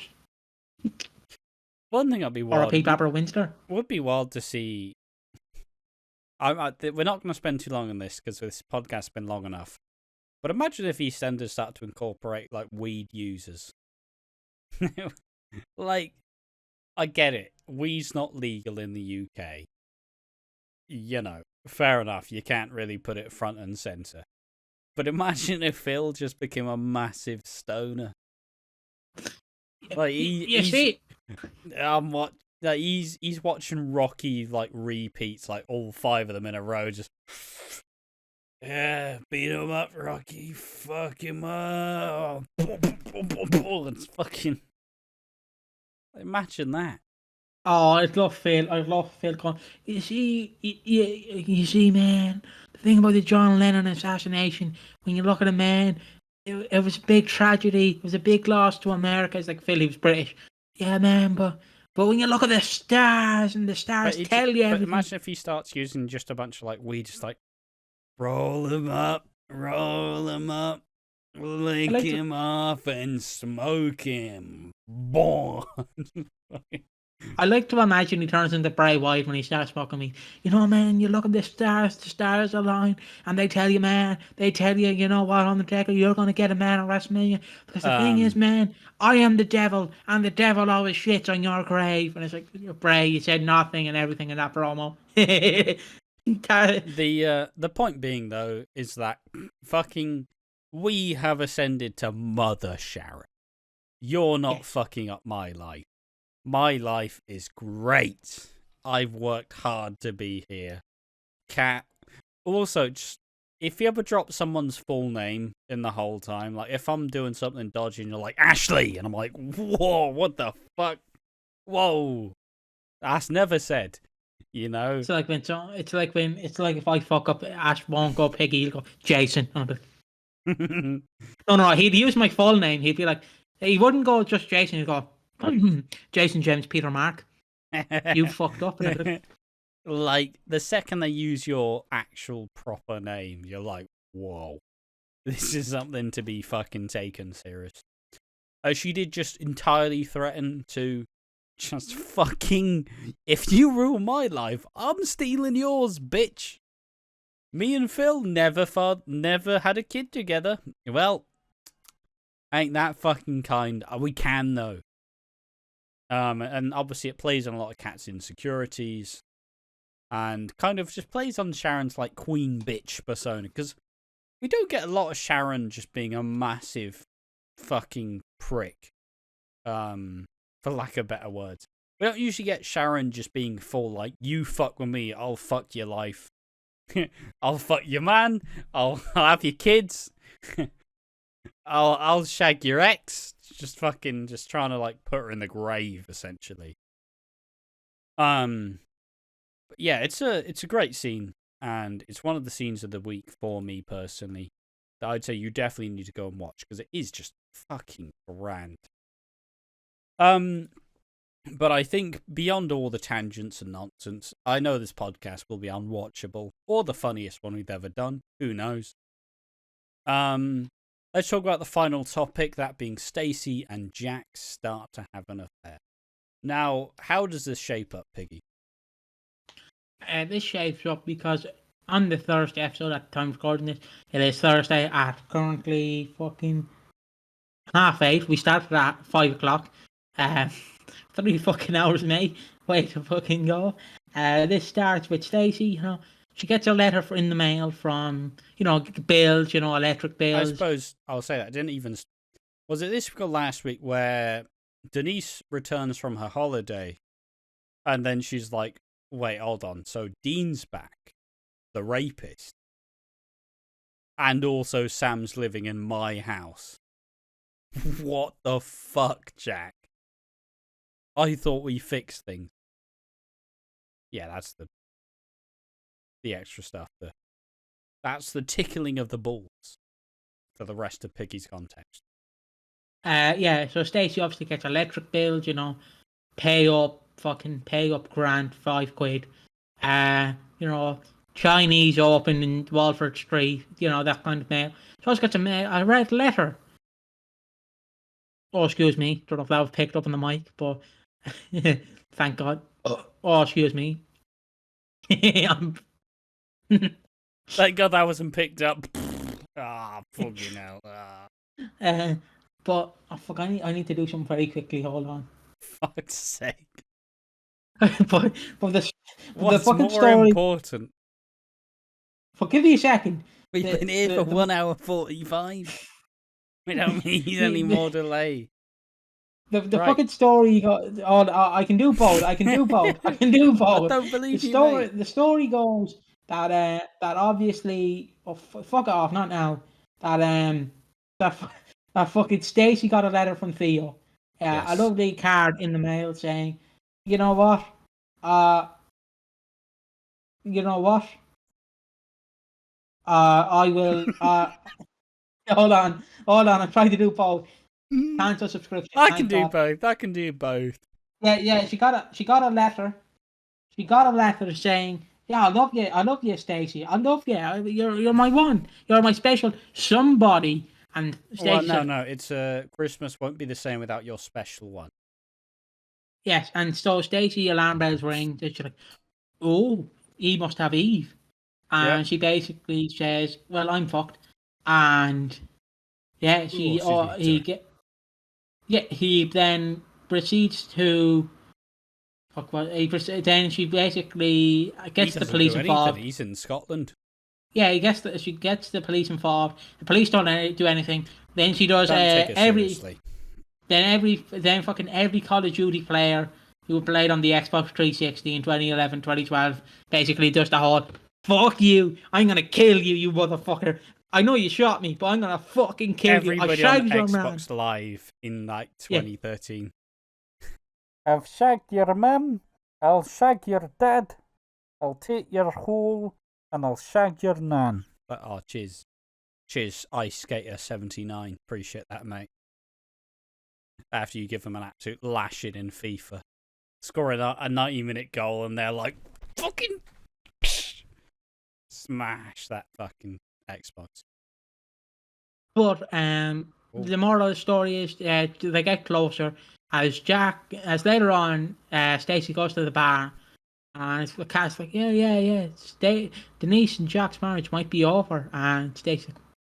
But also in this episode, I forgot to mention because I'm getting confused of where the events happen. Stacey basically goes to her house. The door's off the latch, like the latch on the door, and Stacey's like, no, Theo's in there. And then Jack fucking, "I can be your hero, baby," busts in through the door like an NFL player, a rugby player. I can kiss away the pain. And he basically inspects the house. Nothing's there. And then that's where Stacey goes, yeah, I basically told him, "I shagged your nan. I shagged your man. I'm going to fucking kill you." And Jack's like, "Well, all right." You shouldn't have fucking done that, but also, "I've been protecting you, you fucking idiot." And then she went, "You've not been protecting me. Fuck you." Yeah, that's it. Yeah, and then we proceed till Stacey finally gets with Jack. Like, they have pizza. How old's your fucking horses then? They have pizza. I'm getting there. How old's your horses? Okay. Obviously, we mentioned the she talking to Kat at the Queen Vic, like, "Yo, I heard that Denise and Jack aren't together anymore." And yet Stacey is like fucking just, hey, hello, Jack. I hear you're single. Well, let's have a fucking drink and a pizza. The pizza that they didn't finish, I'll have you know. That pizza was criminally untouched. And that is upsetting for me. But yeah, anyway. Yeah. The basic. I'm sorry, I'm ordering food. I'm fucking hungry. I'm fucking hungry. Give me a second. Fucking what? They order. You can pause it if you want. They basically go back and have food. They have a lovely conversation. No, wrong. Fuck, my credit card's not showing up. Bollocks. Bollocks, I have to do this. Alright, so the way it goes is that, you know, Jack and Stacey slowly get closer and closer. They're talking, you know. Stacey sees a bit of parallels with Max as Jack's funny now. I'm not saying he's living a bit of a midlife crisis, but he's kind of like, man, imagine my marriage if it wasn't for the fucking kids, you know? Imagine living like there's no tomorrow. Imagine living and being passionate and kind of having sparks with the person you actually want to be with. And then obviously Stacey's like, oh. And Stacey goes to leave because she notices that, well, look, Stacey's never really been good with men. And the second they show a bit of attention, she kind of just goes like, fuck it, blah, blah, blah. You know, just immediately fucking, look, let's have a shag and I'll figure out later. So Stacey goes to leave, realizing that, you know, maybe I don't want to fuck up Denise's marriage. But also Jack, like, comes behind her, gives her, like, a little, like, hug from behind, and then she turns around like, yes, please, take me, sir. Bring the handcuffs, boy. Let's have a fucking go. And Stacey and Jack start an affair. We say affair simply because, look, one conversation doesn't mean you're split up from your fucking partner who you are married, like married in a civil partnership. But, you know, you still went through the process of getting together officially and being together, being each other's partners officially. It's just kind of one of those things where it's like, this is kind of ridiculous. But also, during the watch-along, I was absolutely fucking... Like, I was a bird and EastEnders was given a hand of, like, some bird feed, and I'm like, oh, fucking hell, this tastes fucking great, yeah! Oh, yeah, this tastes so good. I was just eating more and more, just like, yes, this is delicious. Oh, bloody hell. And that's generally how it went, as Stacey and Jack have a big old kiss on the lips. They have a good time.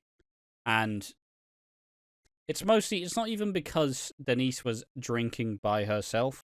You know, it's more so that Shrimpy was singing. Fuck, what was he singing? It's been about 3 hours since I watched it. It's gonna be lonely this lonely Christmas without you. Without you to hold. Yep, that's basically what happens with Denise. And Patrick's like, yeah, man, just make everything better. But, like, Denise, like, nursing a drink, sees Ravi, like, oh, fuck you, Ravi. And Shrimpy just absolutely belting out, it'll be lonely this Christmas without you to hold. And Denise is sad, nursing a drink, and Jack's like, hello, Stacey.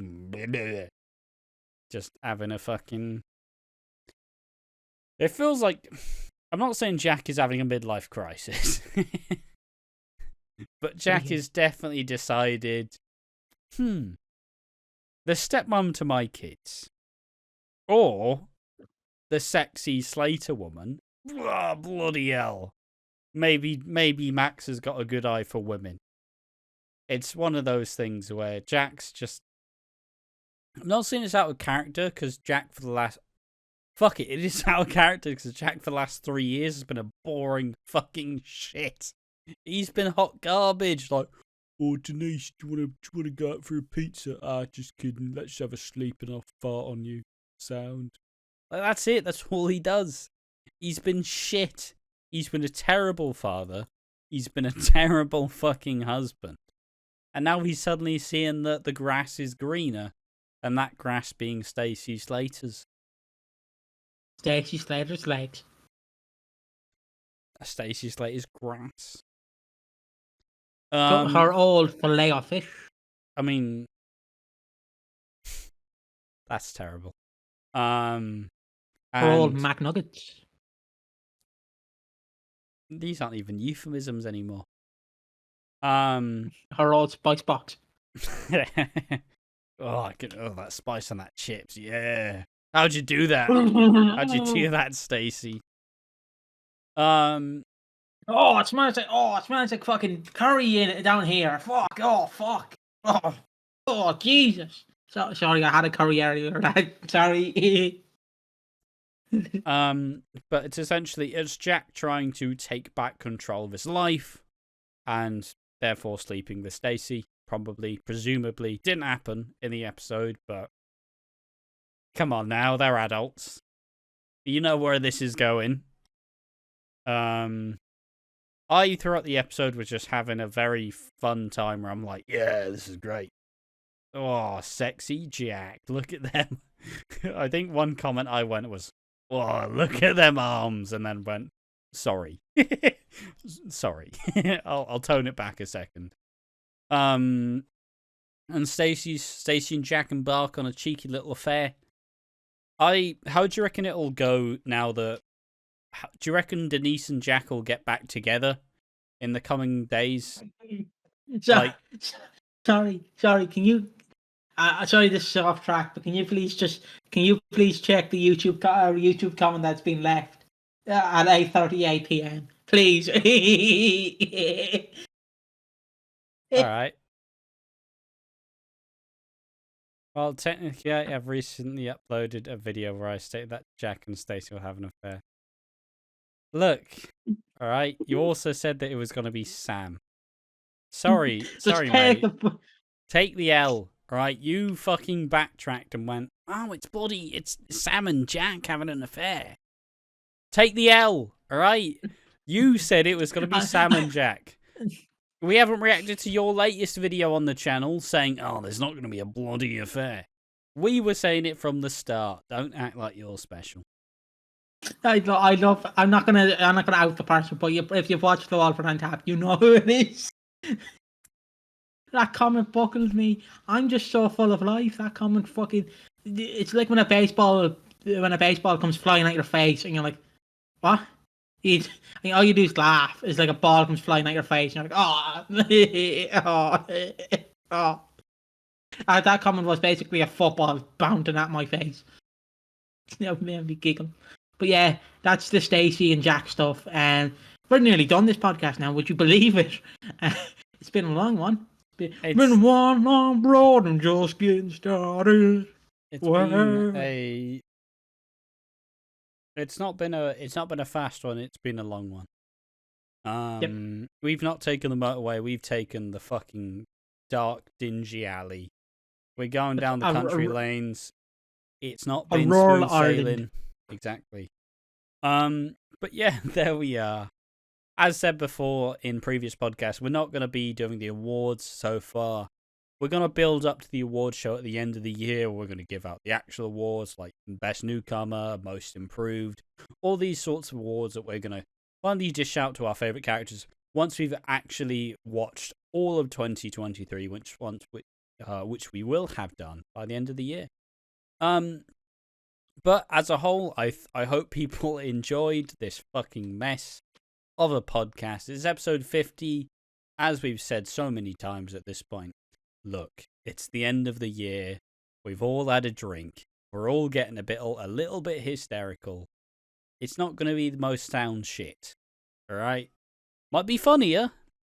Probably not the most coherent. So, yeah, there we are. That's all I really have to say about this podcast. It's been a good one. Been a long one. I can't wait. I'm probably going to edit this now so I don't have to look at it tomorrow and be like, oh, bloody hell. Why it's not much to edit. No. It's just add a bit of music. Just don't even do that anymore. It doesn't even happen anymore. Because someone said it was overstimulating, and I went, you know what, fair enough. Never doing that again. It's like everybody jokes about when a bloke gets a compliment. It's like, oh, you smell really nice. And you're like, yeah, I fucking do. And then you never stop spraying as much cologne on yourself. Just like, yeah, I fucking hope I smell nice. Someone will notice someday. It's a funny little thing. I do like how the certain commenter has responded. Well, I did change my mind. It's like, well, it's the internet. You don't get a fucking choice. You committed that to memory. We've only reacted to one video of yours on the channel. Sorry, bud. Anyways, anything else to say before we end this podcast at a shy? How long is this? I want to make it 2 hours. 2 hours. It's 2 hours. Yeah. Yeah. Well, we must bid you a goodbye and a farewell. And before I get told read the room, I'm just going to do it anyways, so I can be told read the room, and I can just be sad eating my spice box, my spicy bag. I'm just upset because I messaged one of my brothers saying, "Can you put pizza in?" There's been no response, so my pizza's not getting put in.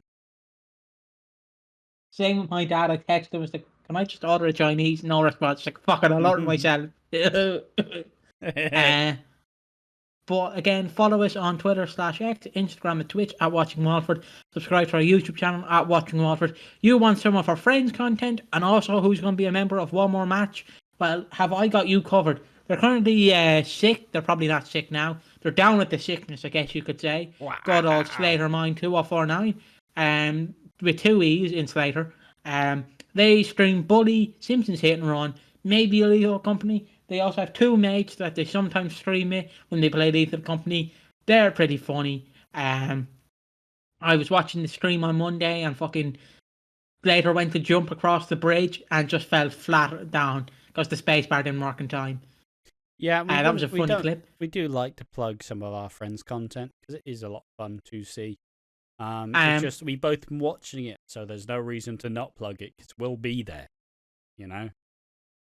We'll be there supporting them, patting them on the back. But if you want to see Slater further and maybe in person, or not in person, but on camera, on One More Match, well, they'll be there in the new year, sometime in the new year. So follow One More Match 182, where we will continue to review WWE ECW 2006, and maybe some pay-per-views like SummerSlam, Vengeance, fucking Armageddon, you get it. And basically that's it. We have a lot of socials. Oh yeah, I forgot Ash's.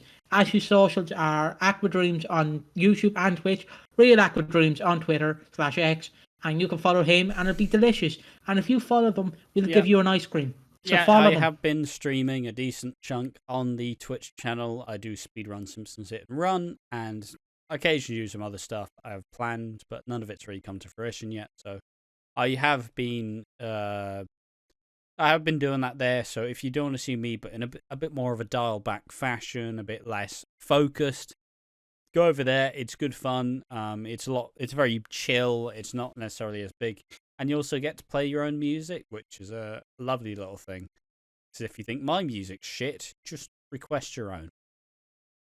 AquaDreams on Twitch. Anything else, Piggy? I think this is a farewell and a goodbye. Yeah. It's been 2 hours, our longest podcast yet. We've had some drinks. I must say.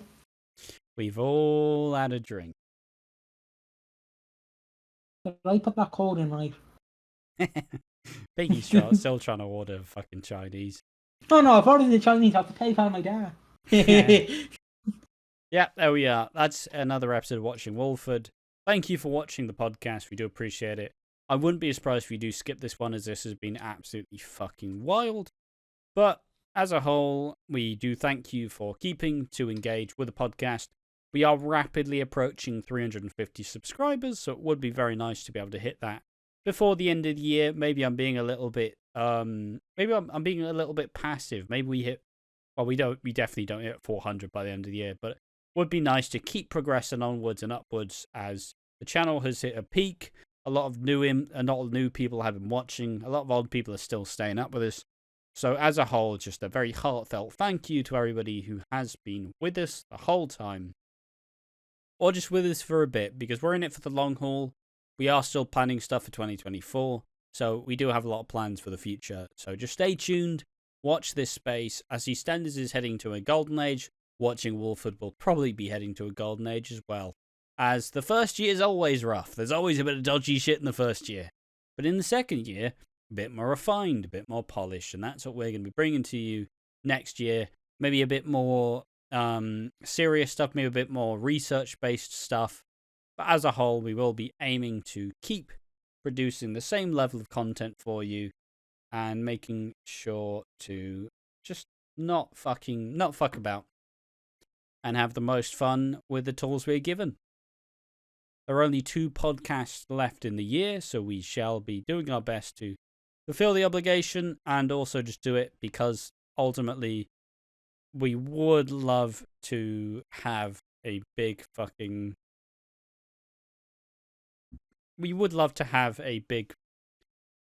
Excuse me, we're having a meltdown. Piggy's gone. I'm losing my mind. Lost my train of thought. I've had a lot of beers. Thank you for watching the Watching Walford podcast. I appreciate all of you for being here. As a whole, it's always grand. Probably won't be drinking as much beer this time, or next time rather. But it's been a hell of a good time. So I do thank everybody for joining us and supporting us. Piggy, any final words before we bid the podcast farewell? I did wash my hands. Okay, tremendous. Glad you did that. That's going to be going into next week. Did Piggy wash his hands? Yes, he did. Yes, he fucking did. But yeah, thank you for watching. Join us in the next one. 2 more podcasts till the end of the year, and then a classic podcast of some form manifesting in the first couple of weeks of the new year when we get that sorted. But as a whole, thank you for watching. We do appreciate you. We do appreciate the lot of you, the growing bunch of people that we're slowly gathering towards 350, which will be lovely to hit before Christmas, and at least maybe, just 350 before the new year. Thank you for watching. Join us in the next one. We've been watching Walford. I've been Ash, been joined by Piggy. Thank you for watching. Join us in the next time. Bye.